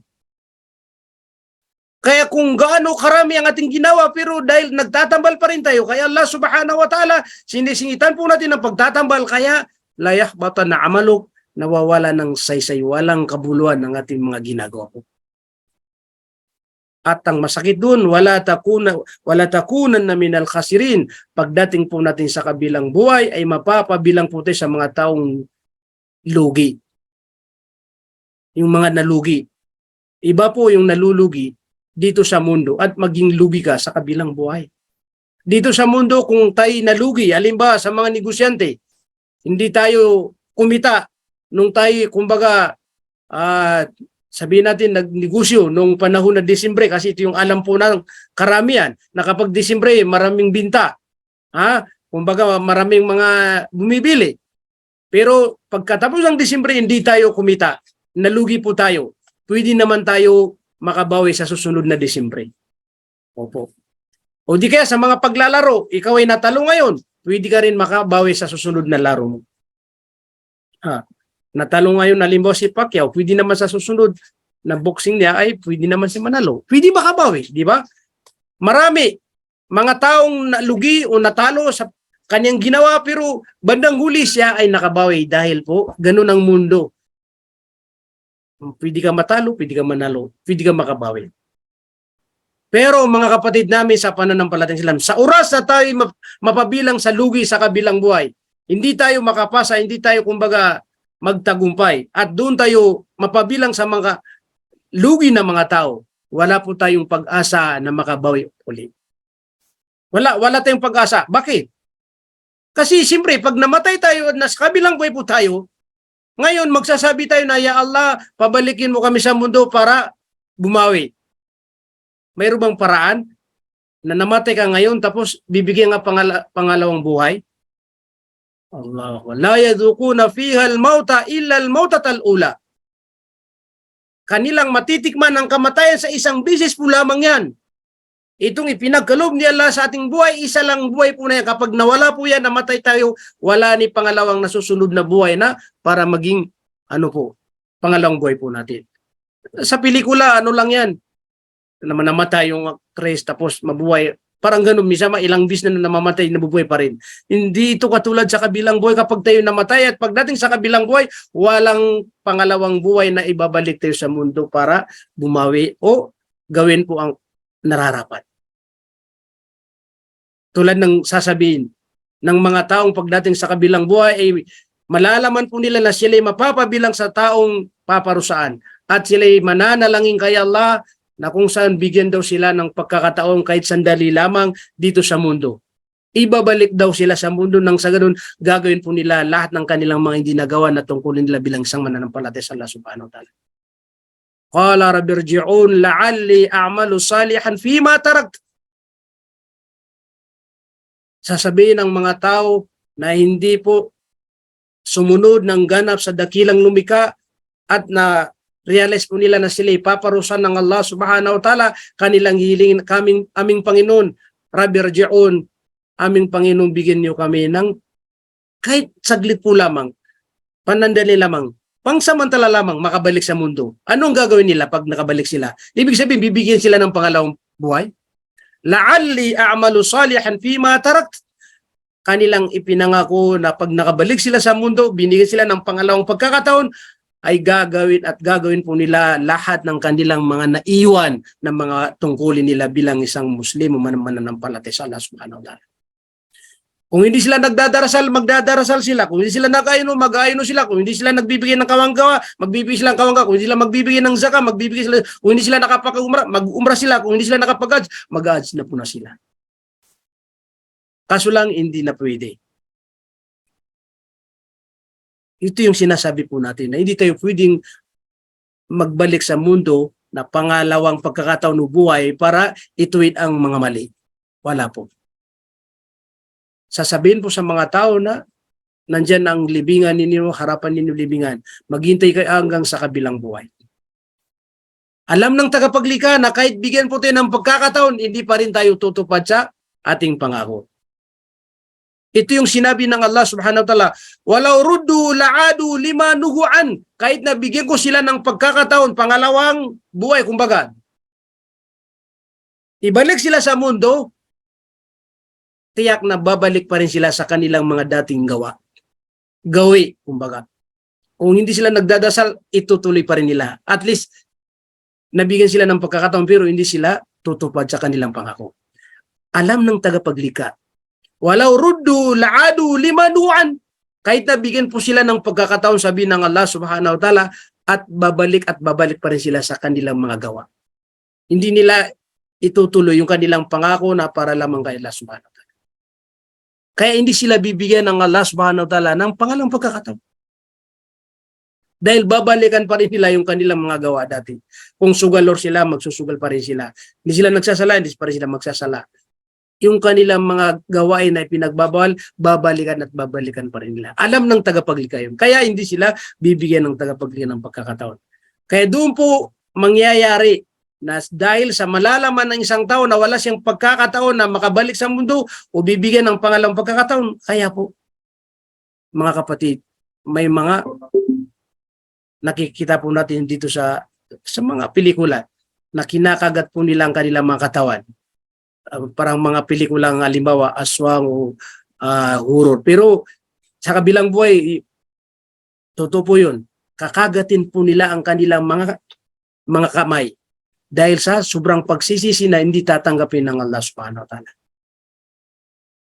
Kaya doon nila malalaman at doon nila mapapaniwala na sila ay paparusahan ng Allah na walang hangganan. Dahil nung nasa mundo sila, hindi po sila nagsumikap sa kagustuhan ng Allah subhanahu wa ta'ala. Ito po mga kapatid namin sa pananampalataya. Ang ating hiniling sa Allah. Dahil mayroon pa tayong natitirang buhay. Ipalagay po natin ngayon, nandito na tayo sa mundo. Kumbaga, kabilang tayo sa kumbaga nalugi, ngayon nakabalik na, binigyan ng pagkakataon. Kaya ito po yung gagamitin natin para lamang kay Allah subhanahu wa ta'ala. Kaya ito pong paksa po natin na ikhlas, ito yung pananatilin po natin na kailangan manatili po tayo sa tinatawag na ikhlas na para lamang kay Allah subhanahu. Wala po tayong ibang iisipin kapag tayo gumagawa ng iba't ibang uri na pagsamba, liban na para lamang malugod sa atin ang tunay na Diyos. Huwag nating haharin ang mga tao ay mabili po sila sa atin. Di ba? Purihin nila tayo. Kasi kapag inahangad mo, napurihin ka ng mga tao, yun ay doon pumapasok na mawala yung ikhlas mo. Kasi lumalabas para lang mas mga tao para purihin ka. Kapag pinuri ka, tapos na. Kasi pinuri ka nila dahil yun ang hangad mo. Pero kung alimbawa, wala kang hangarin na purihin ka, pero yung mga tao na kusang loob na sila pumupuri sa atin, wala po tayong kasalanan doon. Pero kung ikaw mismo naghahangad dahil yung layunin mo ay nawawala yung ikhlas, hindi para kaila, kundi para sa mga tao, tapos inahangan ka, yun ang problema. Ang ikhlas po ay wala tayong iniisip na makamit na pagpupuri sa mga tao kung sino man. Wala tayong iniisip na mabili po sila sa atin. Hangan puti, wala. Sila lamang. Ito ay para lamang kay Allah subhanahu. Ito po yung sinasabi natin na kapag nagkaroon tayo ng ganap na ikhlas na para lamang kay Allah subhanahu wa ta'ala, maraming magagandang bunga nating makakamit sa ating pagiging isang mukhlis. Mukhlisun o mukhlisa sa mga kababayan. Mga dalisay o mga matatapat na mga tao sa para kay Allah subhanahu wa ta'ala. Subhana. Isa po mga kapatid namin sa pananampalatayang Islam na bunga, magandang bunga ng pagiging ikhlas o mukhlis Allah subhanahu wa ta'ala ay tiyak na tatanggapin po ng Allah subhanahu wa ta'ala. Nandun yung tinatawag na kabul. Tatanggapin po ng Allah subhanahu wa ta'ala ang bawat gawain, bawat salita ng mga kalugod-lugod sa Allah subhanahu wa ta'ala. Basta ito'y ginawa, sinalita na para lamang kay Allah subhanahu wa ta'ala. Kaya ang hadith ng Propeta Muhammad sallallahu alaihi wasallam, inna Allah la yaqbalu min al-amal illa ma kana lahu khalisa wabtugha bihi wajhu. Katotohanan, ang Allah subhanahu wa ta'ala ay kailanman hindi niya tinatanggap ang mga gawain ng isang alipin ng Allah subhanahu wa ta'ala, maliban lamang sa kanilang mga ginagawa na may khalisa. Ito ay tapat na para lamang kay Allah, ginagawa nila na para lamang kay Allah subhanahu wa ta'ala. So, ibig sabihin, kapag dalisay, ang ating gawain, ikhlas tayo, tatanggapin po ni Allah subhanahu wa ta'ala. Kaya magsalita ka, magpayo ka, magpaliwanag ka, magbahagi ka ng kaalaman sa Islam, gumawa ka ng mga iba't ibang uri na gawin na pagsamba tulad ng pagdarasal, tulad ng pag-aayuno, tulad ng pagsasaka ng umrah, pagbibigay ng zakah, pagbibigay ng kawanggawa, pagbabasa ng Quran, pakikinig po sa mga aral ng Islam, subhanallah. Pakikibaka sa landas ng Allah subhanahu wa ta'ala, basta ikhlas tayo, ito ay tatanggapin po ng Allah subhanahu wa ta'ala. Nabanggit natin kanina, kapag hindi maging ikhlas, hindi tatanggapin. Ang masakit pa doon, nagiging musyrik tayo, nagtatambal kapag hindi tayo, kumbaga, naging tunay na dalisay o ikhlas para kay Allah subhanahu wa ta'ala. Yan ang isa po na bunga, magandang bunga ng pagiging isang mukhlis. Opo. Okay, pangalawa, dahil ang oras po, tinitingnan ko po, ang bilis, no? Alas 2 na. Mayroon pa akong natitira mga 25 para magtira po tayo ng ilang minuto kung saan para po sa mga katanungan. Opo, okay. Pangalawa po, sabi po ng mga scholar, kapag tayo ay naging dalisay sa ating mga gawain, tiyak na hindi po tayo maliligaw ni Satanas. Hindi po tayo kailanman maliligaw ni Satanas. Mismo si Satanas ang nagsabi na kapag dalisay po tayo, muklis po tayo, tapat po tayo sa ating riling Islam, hindi po tayo maliligaw. Pero pwede ka makapagtanong, bakit yung iba minsan nawawala, nalilis sa Islam, bumabaliktad, parang ganun. Bumabalik sa kanyang dating, halimbawa, pananampalataya. Kung halimbawa, nagbalik Islam, tapos bandang huli, 1 taon, 2 taon, ilang taon, tapos bumabalik sa kanyang dati. Tulad ng mga na napapanood po natin ng mga tao na ganun. Anong dahilan? Dahil po nawawala yung ikhlas nila, kaya naligaw po sila ulit. Allah, mamaranaw ka, matausog ka, mamaginaw, mairanong ka, ka, mabasi, anong tribe mo na tribe na Muslim? Kung kabilang nga sa alhamdulillah nagbalik Islam. Habang nananatili na ikhlas ka kay Allah subhanahu wa ta'ala, nananatili na ikaw ay mukhlis, babae man o lalaki, mayaman o pulubi o anong katayo niya sa buhay, itiyak na hindi ka rin maliligaw ni Satanas. Ito ang magandang bunga, isang magandang bunga ng ikhlas. Alam niyo po, ito, lagi natin po ito naririnig sa mga scholar. Nung nag-utos ang Allah subhanahu wa ta'ala kay Iblis na magsujud, magpakumbaba. Qala rabbuka lil malaikati isjudu li Adam.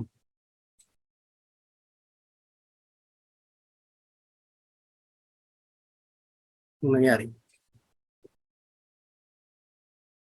Pasensya kasi minsan nawawala yung live natin. So in screen, nawawala po. Okay po. Alhamdulillah, nakabalik. Aywan ko sa inyo, sa ano lang, sa laptop ko lang. Okay. Bilang pagpapatuloy po mga kapatid namin sa pananampalatayang Islam. Nung nag-utos ang Allah subhanahu wa ta'ala, mahabang kwento, ito sa banal na Quran, maraming beses na ipinaliwanag ng Allah subhanahu wa ta'ala na magpakumbaba, magpatirapa si Iblis, magpatirapa ang mga anghel kay Adam alayhi salatu wasalam. At sila'y nagpatirapa. Maliban lamang kay Iblis o si Satan. Alam niyo, maraming beses na nabanggit sa mga talata sa banal na Quran at iba pang mga surat. Nang tanungin si Iblis kung bakit ka hindi nagpatirapa na samantala ito'y aking pautos. Alam niyo ang sinabi niya? Qala ana khairum min khalaqtani min nari wa khalaqtahu min tin. Kumbaga paano ako magpapatirapa sa isang nilikha na nilikha mo siya na mula siya sa lupa, alabok. At ako na naman mula sa tinatawag na nar, apoy. Ang ibig sabihin, tinatanggap niya na ana khairumin, mas mainam ako kaysa kanya. Yan ang isa ring problema natin ngayon. Sa ating kahinaan ng pananampalataya, minsan nagagawa po natin, hindi pa minsan permanent. Yung nagsasabi tayo na mas mainam ako kaysa kanya. Diba? Kumbaga, hindi ka papayag na maging number 2 ka. Ang lagi mong hangad, number 1 ka. Sa lahat ng gawain. Anakain, mas mainam ako kaysa kanya. Mas magagaling ako sa kanya. Mas malakas. Lahat, ikaw ang pinaka mas mainam. Pero yung iba, number 2 lang. Ikaw ang palagi number 2. Hindi mo ba kayang gawin? Ikaw ang number 2, ikaw ang siyang number 1. Parang mahirap, no? Bakit? Dahil siyempre, doon tayo nakukuha ni Satanas. Kasi sa oras na maging katangian po natin na ako ang number 1, siyang number 2, lumalabas na ikaw ay may isang katangian ni Satanas. Wa na'udhu billahi min dhalik. Allah, nagpapakup tayo labang kay Satanas. Kasi hindi tayo natin minsan namamalin, parang ganun tayo. Bakit siya pinili? Mas may naman ako sa kanya, mas magaling ako sa kanya, di ba? Parang ganun. Mas malakas ako sa kanya. Hindi mo alam, nakakaligtan mo yan ay isang salita ni Satanas. Ana khairum min. Ako ang mas mainam kaysa kanya. Kaya, iwasan po natin yan, ingatan po natin yan ng mga salita, mga kapatid, o sa isip natin, dahil isang salita mula kay Satanas. Kaya nung sinabi ni Satanas na mas mainam siya, kaya hindi siya nagpatira pa kay Adam, kaya nung doon sinabi niya la, fakhruj minha fa innaka rajim. Mula ngayon, ikaw ay palalabasin sa paraiso dahil ikaw ay katunayan kabilang sa tinatawag na rajim. Kumbaga, yung tinatawag na yung pag sinabi rajim yan, isang salitang yung tinaboy ka, yung kinamumuya nga parang ganun. Wa inna alayka la'nati ila yawmiddin, at mula ngayon sabihin ng Allah subhanahu wa ta'ala ay iyo ang aking kumbaga sumpa hanggang sa araw ng paghukom. Isinumpa at humingi siya, qala rabbi fa'anzirni ila yawmi yub'athun.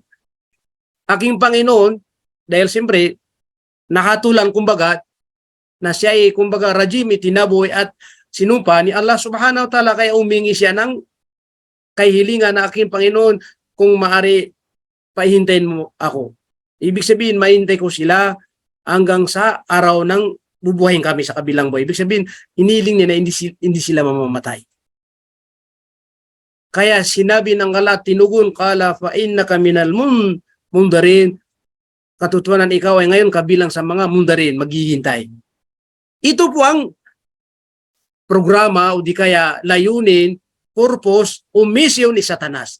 Ililigo po tayo. Ila yaumil waqtil ma'lum, hanggang sa araw ng kumbaga nakatakda. Ibig sabihin araw ng paghukom. Hanggang sa araw ng paghukom. Yun ang ila yaumi, hanggang sa araw ng oras na ibig sabihin araw ng paghukom. Yan ang pangako ni Satanas na iniling niya sa Allah na ililigaw tayo. At yun ay tinugo ng Allah subhanahu wa ta'ala. At marami pang ibang pagkakausap nila. Ito ang sinabi ng Satanas. Qala fa bi'izzatika la'ughwiyannahum ajma'in. Aking Panginoon, sa iyong kalakasan, kapangyarihan, sa inyong power, tiyak na aking ililigaw lahat sila, ajma'in, ang iyong mga alipin. Lahat po tayo ililigaw ni Satanas. Yun ang kanyang pangako sa Allah subhanahu wa ta'ala. At ito ay tinugon ng Allah subhanahu wa ta'ala. Pero ang sabi ni Satanas, illa ibadaka minhumul mukhlasin, maliban lamang sa iyong mga alipin na sila ay nasa kanilang tapat ng mga mukhlis sila, mga dalisay. Kaya kung may naliligaw, ibig sabihin, nawawala yung kanyang pagiging ikhlas, nawawala yung kanyang pagiging tapat sa Allah subhanahu wa ta'ala. Kasi ito'y sinabi ni Satanas, illa ibadaka minhumul mukhlasin, maliban lamang sa iyong mga alipin na may ikhlas, hindi ko sila kayang iligaw. Alhamdulillah. Ibig sabihin, abang nananatili tayo sa landas ni Allah, hindi tayo naliligaw, lumalabas na may ikhlas po tayo. Kaya panatilin po natin ang ating pagiging ikhlas o dalisay para lamang kay Allah subhanahu wa ta'ala. Mga kapatid namin sa pananampalatayang Islam, yan ang pangalawang magandang bunga sa ating pagiging ikhlas. Ibig sabihin, hindi na tayo, maliligaw ni Satanas. Allah ba? Kaya panatilin po natin. Subhanallah. Okay. At mayroon pa akong natitirang 22 minutes. Pangatlo na babanggitin po natin na magandang bunga ng pagiging isang mukhlis o ikhlas para kay Allah subhanahu wa ta'ala ay tiyak na kapag tayo gumawa ng isang gaway na pagsamba na lillah para kay Allah, bukod sa tatanggapin po ng Allah subhanahu wa ta'ala at magiging patnubay at gabay sa ibang tao. Kapag gumawa tayo ng gawaing ikhlas, subhanallah. Ito ay hadith ng mahal nating propeta Muhammad sallallahu alaihi wasallam. May nabanggit po sa hadith na isang lalaki na mukhlis, naisipan po niya na siya magbibigay ng sadaka. Qala rajulun la tasaddaqanna bisadaka. Isang mama na nakapaglayunin siya na tiyak na magbibigay siya ng sadaka, kawanggawa na may tinatawag na ikhlas. Gagawin niya ito para lamang kay Allah subhanahu wa ta'ala. Tandaan po natin, dahil ikhlas ang kanyang layunin, kaya ang resulta po ay magiging gabay at patnubay po sa iba. Ano po ang sabi? فَخَرَجَ بِصَدَقَتِهِ وَوَضَعَهَا فِي يَدٍ سَارِقٍ وَأَصْبَحُوا يَتَحَدَّثُونَ تُصُدِّقَ عَلَى سَارِقٍ فَقَالَ اللَّهُمَّ لَكَ الْحَمْدُ لَا تَصَدَّقَنَّ بِصَدَقَةٍ. Lumabas ang isang tao, mama, sa panahon niyon at nakapaglayunin siya na magbibigay siya ng sadaka o kawanggawa na may ikhlas. Nang siya lumabas para magbigay ng sadaka o kawanggawa at na kasalubong na isang mama, lalaki, at iniabot niya ang kanyang, kumbaga, ibibigay na kawanggawa sa kamay ng isang mama. Kumbaga, Sabi niya, tanggapin mo to, ang aking kawanggawa na ito ay ikhlas para lamang kay Allah subhanahu wa ta'ala. At nang natanggap ng isang lalaki at kinaumagahan at ang pinag-uusapan, yatahaddathun. Pinag-usapan na may nakatanggap ng sadaka, kawanggawa, kasulang, excuse, isang magnanakaw, sarik. Diba? Kung ikaw ay magbibigay ng kawanggawa at nabigyan mo pala ay magnanakaw, di ba hindi ka masaya? Pero nando pa rin yung ikhlas mo na para lang kaya wala kang magawa. Kaya ang sabi ng lalaki nung nalaman niya, narinig niya ng kanyang nabigyan pala ng sadakaw, kawanggawa ay magnanakaw, sarik, ang kanyang sinabi, Allahumma lakal hamd. Allahumma lakal hamd. Pinuri niya ang Allah. O aking Panginoon, ang pagpupuri na sa inyo lahat yan. Kung hindi siya ikhlas, kung hindi siya muklis, baka magalit siya. Bakit ko pa nabigyan yung magnanakaw pala yun? Di ba? Pwede magalit. Pero dahil ikhlas na siya, pinuri niya ang Allah, aking Panginoon, nasa iyo pa rin ang pagpupuri. Kahit na ang aking nabigyan ng kawanggawa ay magnanakaw. Pero dahil mga kapatid namin sa pananampalatayang Islam, ang gusto na mangyari ay meron siyang mabigyan na talagang nararapat. At dahil nandun na yung ikhlas, naisipan niya na magbigay ulit siya ng tinatawag na sadaka. Gabi na naman, sumunod na gabi, fakharaja bisadaqati. At lumabas naman siya para magbigay ng kawanggawa. Dahil siyempre ang kaning nabigyan sa una ay magnanakaw. Fawada'aha fi yaday zaniya. Faasbahu yatahaddathuna tusuddiqa al-laylata ala zaniya. Nang lumabas at may nakasalubong na isang babae at iniabot niya ang kanyang sadaka o kawanggawa sa kamay ng isang babae. Sabi niya, tanggapin mo ang aking kawanggawa na kung saan ito ay para kay Allah subhanahu wa ta'ala. At naghiwalay sila at kinaumaga na naman ang napag-uusapan ng mga balibalita na mayroong nakatanggap ng kawanggawa, binigyan, kaso lang isang zanya. Ang tawag sa zanya, isang babaeng ang tawag doon, mababang lipad o babaeng, kumbaga, zanya, ibig sabihin, babaeng, hindi magandang babae. Kumbaga, kung sino-sino yung mga lalaki, opo, yan ang zanya. Gumagawa siya ng kalaswan. Pero nung narinig ng isang lalaki na muklis, tapat sa Allah subhanahu wa ta'ala, hindi naman nagalit. Allahumma lakal hamd. Kanya ring binangit ulit, yung Panginoon, sa iyo pa rin ang mga pagpupuri. Pinuri niya pa rin ang Allah subhanahu wa ta'ala kahit na ang kanyang nabigyan ay isang babaeng masama, zani. Ibig sabihin, mababa ang lipad, parang ganun. So, dahil ikhlas po siya, hindi siya nagalit. Ibig sabihin pala, kapag nagbibigay ng kawanggawa tapos may narinig ka at naggalit ka, yun, nawawala pang ikhlas po natin. So dahil ikhlas po siya, wala siyang sinabi na masama, kundi nagpuri lamang kay Allah subhanahu wa ta'ala. Pero dahil gusto niya ang kanyang mabigyan ay yung nararapat, ito ang ginawa niya naman. Sumunod na kagabi na naman at lumabas na po siya at mayroon siyang nakasalubong na isang isang mama, isang lalaki. Fawada'aha fi yaday ghani fasbahu yatahaddathun tusuddiqa ala ghani. Mashallah. Nagtaka po siya kasi itong isang lalaki at iniabot ang kanyang kawanggawa sa kanyang kamay. Nagtaka po siya. Hindi tinanggap ng lalaki. Sabi niya, hindi, wag na. Hindi ko na kailangan yan. Hanggang sa anon po sila. Nagtulakan, hindi, ito tanggapin mo para sa ito. Hanggang sa napilit ng isang muklis na may tapat sa Allah na naibigay doon sa isang gani. Anong ibig sabihin ng gani? Opo. Alam niyo, kinaumagaan, napag-usapan, nabali-balita, may nakatanggap ng, ang nakatanggap ay isang gani. Ibig sabihin, mayaman na tao. Mayaman. Kaya pala hindi na tinatanggap kasi mayaman po siya. Yun ang dahilan kung bakit umaayaw siya. Pero dahil may ikhlas itong mama, ano pong sinabi niya? Allahumma lakal hamd. Pinuri niya naman ng Allah subhanahu wa ta'ala. Hindi pa rin nagalit. Pangatlo yun Kumbaga sa una, pwede tayo makatiis. Pangalawa, pwede makatiis. Pangatlo, bakit ganun yata? Nabibigyan mo, hindi mga nararapat sa kanila. Di ba? Parang ganun. Pero wala pa rin. Ang kanyang sinabi, Allahumma lakal hamd ala sari wa ala zaniya wa ala gani. Pinuri niya ang Allah subhanahu wa ta'ala dahil ang kanyang nabigyan sa una ay magnanakaw at pangalawa, babaeng masama at pangatlo ay mayaman.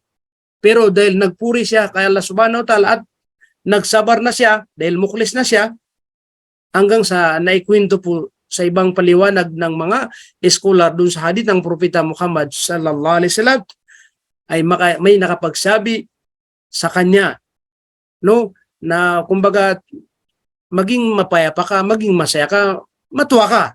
Huwag kang mag-aalala dahil ang mga nabigyan mo ay mga taong hindi nararapat sa kanila, parang ganun.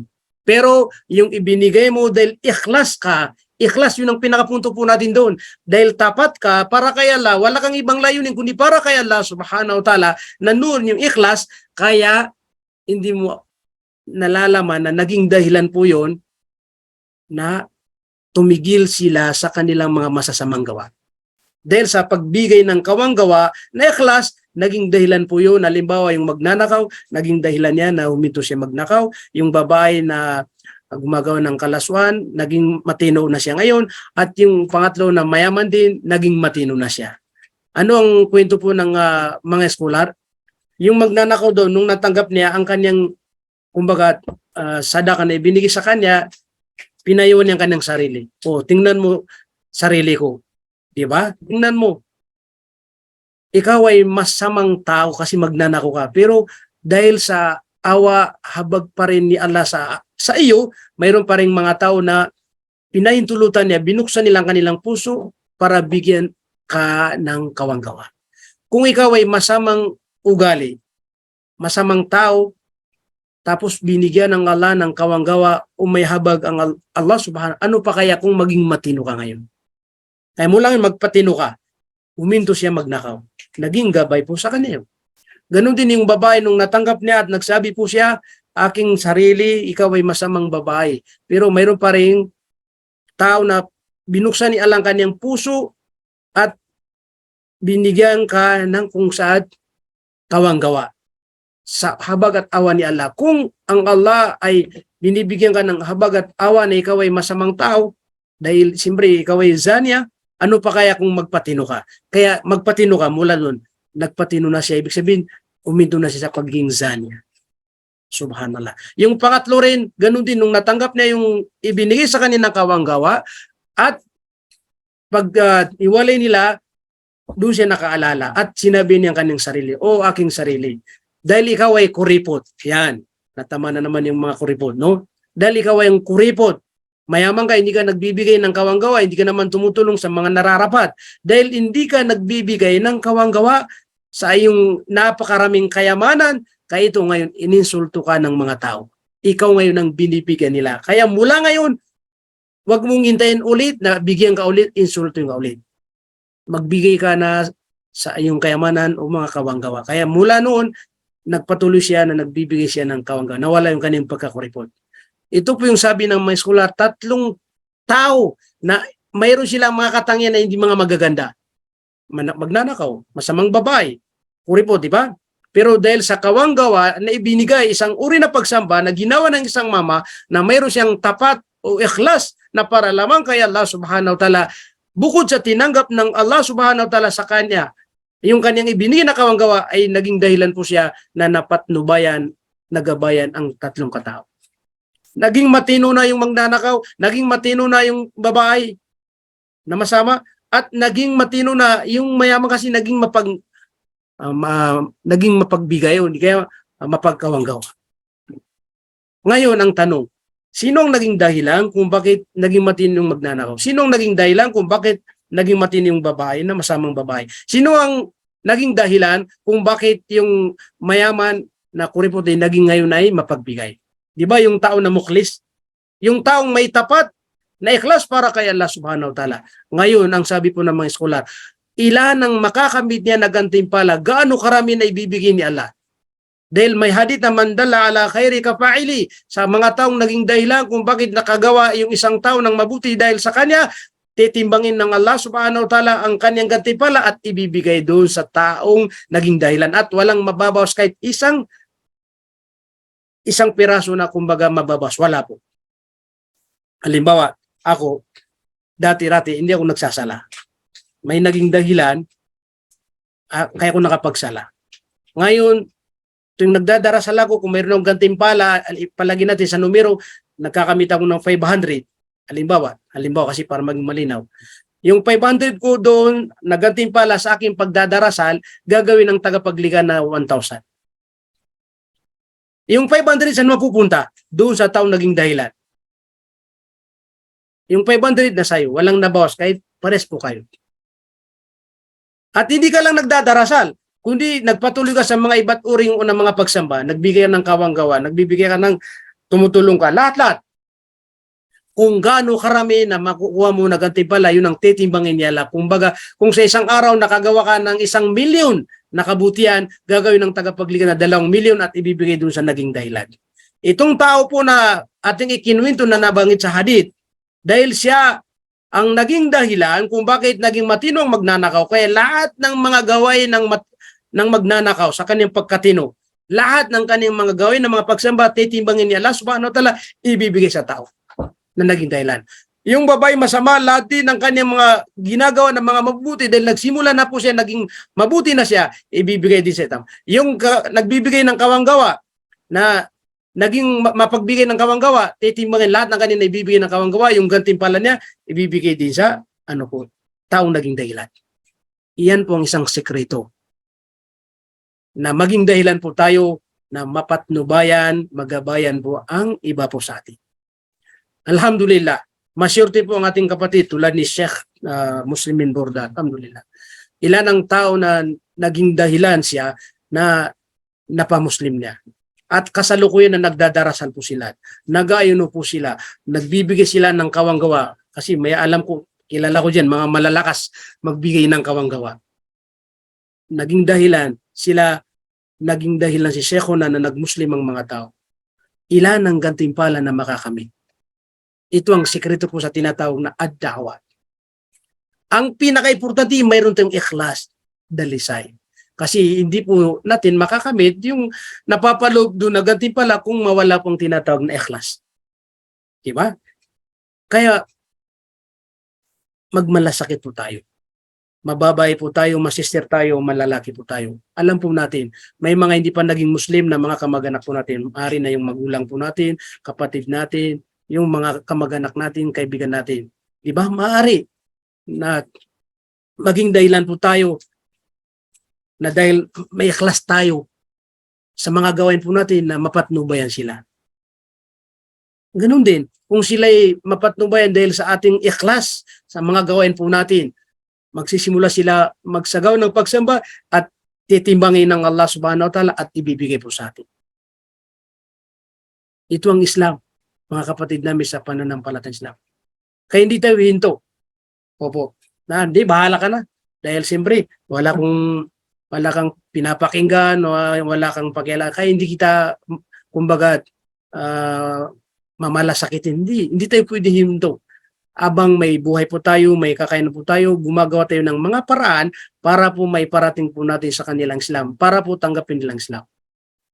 Kaya siyempre, kapag nag-Muslim sila, katulad ng sinabi po natin, magkakaroon tayo ng maraming biyaya.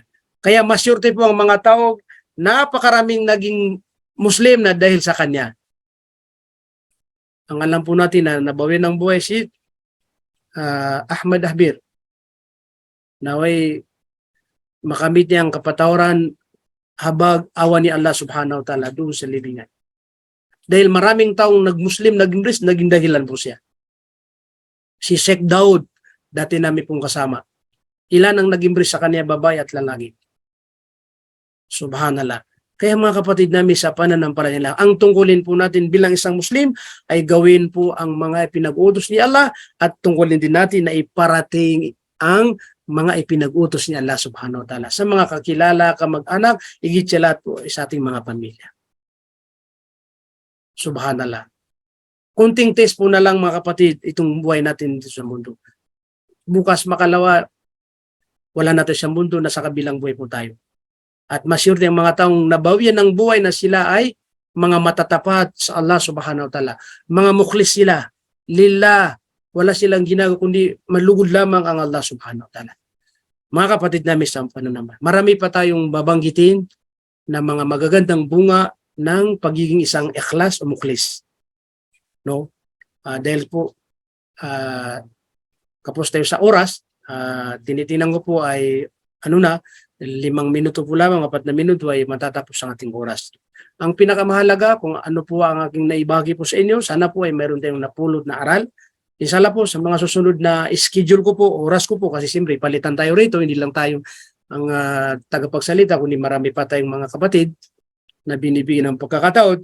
Saka na lang po natin ipagpatuloy inshallah mga kapatid namin sa pananampalataya. Sana po ay manatili tayo sa ating pagiging ikhlas, lillah, para lamang kay Allah subhanahu wa ta'ala. Pwede natin po gamitin itong natitira kong 4 na minuto, 5 minuto para po sa mga katanungan, lalong-lalo na po yung mga baguhan, kasi tinitingnan ko po to, may mga bago po na umatin para naman mabigyan po natin sila ng pagkakataon kung meron silang mga katanungan po.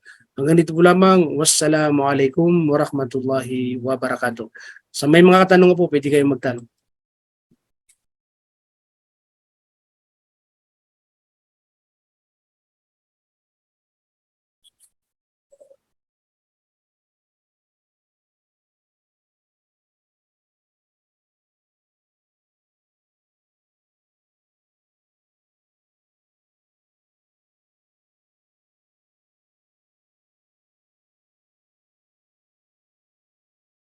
Okay. May tanong po rito na tipong na binabasa. Isang tanong ng meron siyang kaibigan at tinuturuan po siya pagdating sa pagdarasal. Mga 5 buwan na siya po nag-embrace yung bakap ng Islam. Ano lang po mga kapatid namin sa pananampalatayang Islam. Kasi ang pinakadulo, ang tanong, tinatanggap mo ba ni Allah subhanahu wa ta'ala? Mashallah. Ganito na lang po kasi siyempre, saan ba yun?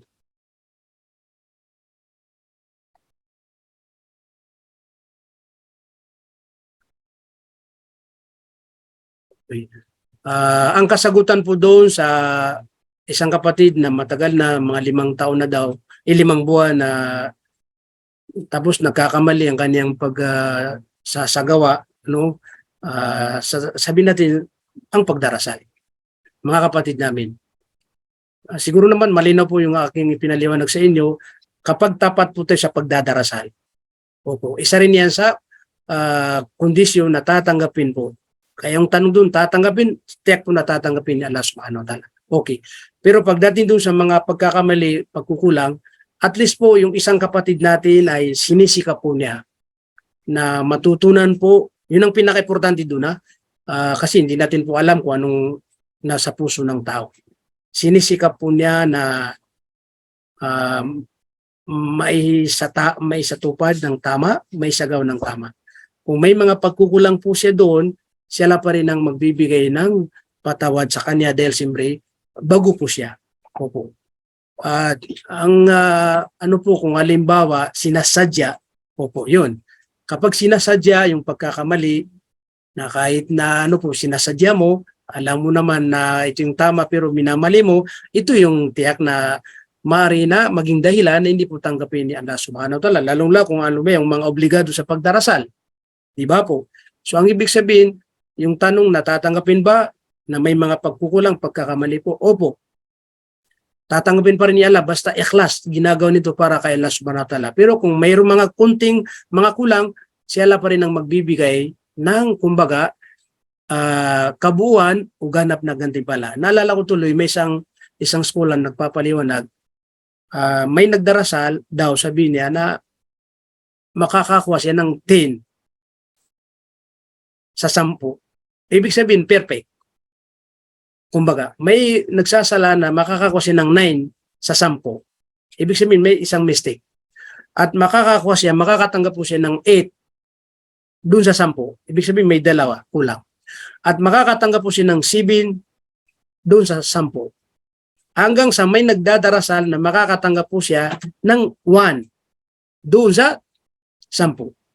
May isang hadith pa na totally wala siyang makukuha at gagawin po ang kanyang pagdarasal na parang pamunas na madumi at ibabato, ipapalo po sa kanyang, iampas po sa kanyang mukha. Diba? Okay. Ang ibig sabihin doon, sabi ng isang scholar, dahil po doon sa may mga pagkukulang. Kaya may 10, perfect, may 9, may 8, may kulang hanggang sa may 1. Depende po yan. Pero yung pagdating sa tatanggapin, ang pagdarasal, at ito'y kumbaga parang naisagawa mo yung tungkulin mo sa pagdarasal, basta ikhlas mo tayo, tatanggapan pa rin ng Allah subhanahu wa ta'ala. Siyempre, makaiba pa rin ang gantimpala. Yung perfect at saka may kulang. Diba? Kaya sabi po natin na may 10 perfect. May 9 kasi may kulang. May 8, may kulang dalawa. Hanggang sa pababa.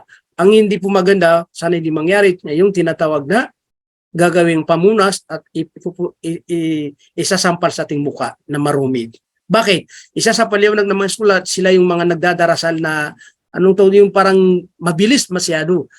Parang yung tumutuka na manok, tak tak tak, Allahu Akbar, Allahu Akbar, Allahu Akbar. May mga ganun nagsasala. Minsan napapansin natin sa mga masjid, isang Arabo, Allahu Akbar, Allahu Akbar, Allahu Akbar. Ito yung mga pagdarasal na wala po sa tumanina. Opo, ibig sabihin, kailangan at least ginawa po natin ang lahat. Kung may pagkukulang sa mga binibigkas o may mga pagkakamali, at least tinutuloy-tuloy natin ang pag-aaral. Basta huwag mo tayo uminto ng pag-aaral. Isa rin po sa patunay na yung tao ay talagang nagpapatuloy sa pag-aaral kasi inaalam niya. Okay. Magkakaiba po yung estudyante. May mga magagaling dyan. 1 week po lamang, kuwang-kuwa na yung pagdarasal. Meron ding mga 2 linggo, meron ding 3 linggo, meron ding 4 na linggo. Meron ding buwanan. 2 buwan, 3 buwan sa kanila natutunan. Hanggang ngayon, meron pa tayong mga kilala rin na 1 taon na sa pagka-Muslim. Pero hindi pa rin napiperfect. Lalo yung mga binabanggit na tasyahud, unang panglatasahud. Kaya po tayo, hindi tayo hinto. Kahit na matagal tayo sa Islam, magpapatuloy pa rin tayo sa pag-aral. Nang sa ganun, makumpleto po natin, inshallah, kung ano po yung ating, kumbaga, pinag-aaralan.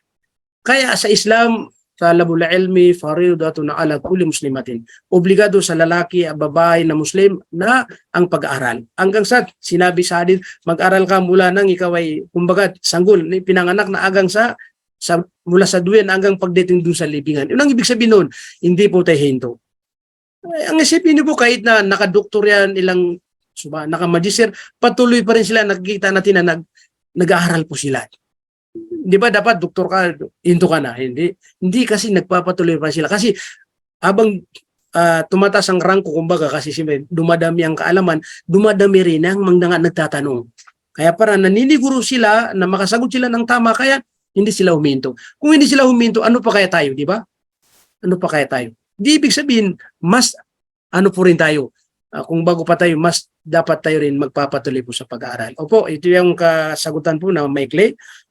Kung sila po ay nagsisikap, ginagawa ang lahat, kung may pagkukulang, pagkakamali, sila pa rin ang magbibigay sa kanila ng, kumbaga, patawad at pasensya, pero tanggap pa rin dahil lahat ng gawain na ito ay para lamang kay Allah, ito ay tinatanggap. Inna Allah la yaqbalu minal amal illa,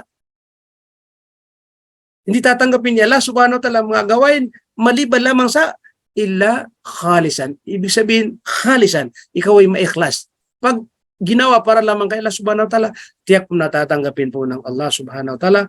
Allahu alam po. Opo, baka mayroong kasunod na katanungan po, pwede tayo kumuha ng kahit pangalawa katanungan po.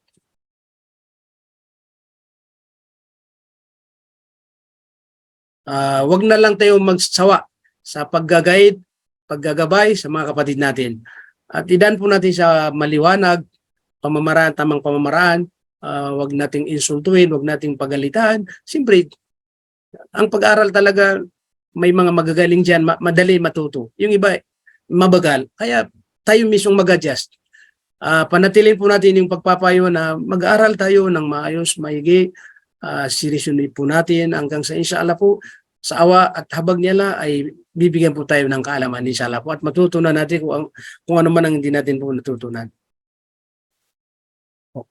Okay, kung wala pong katanungan dahil siyempre ibig sabihin malinaw.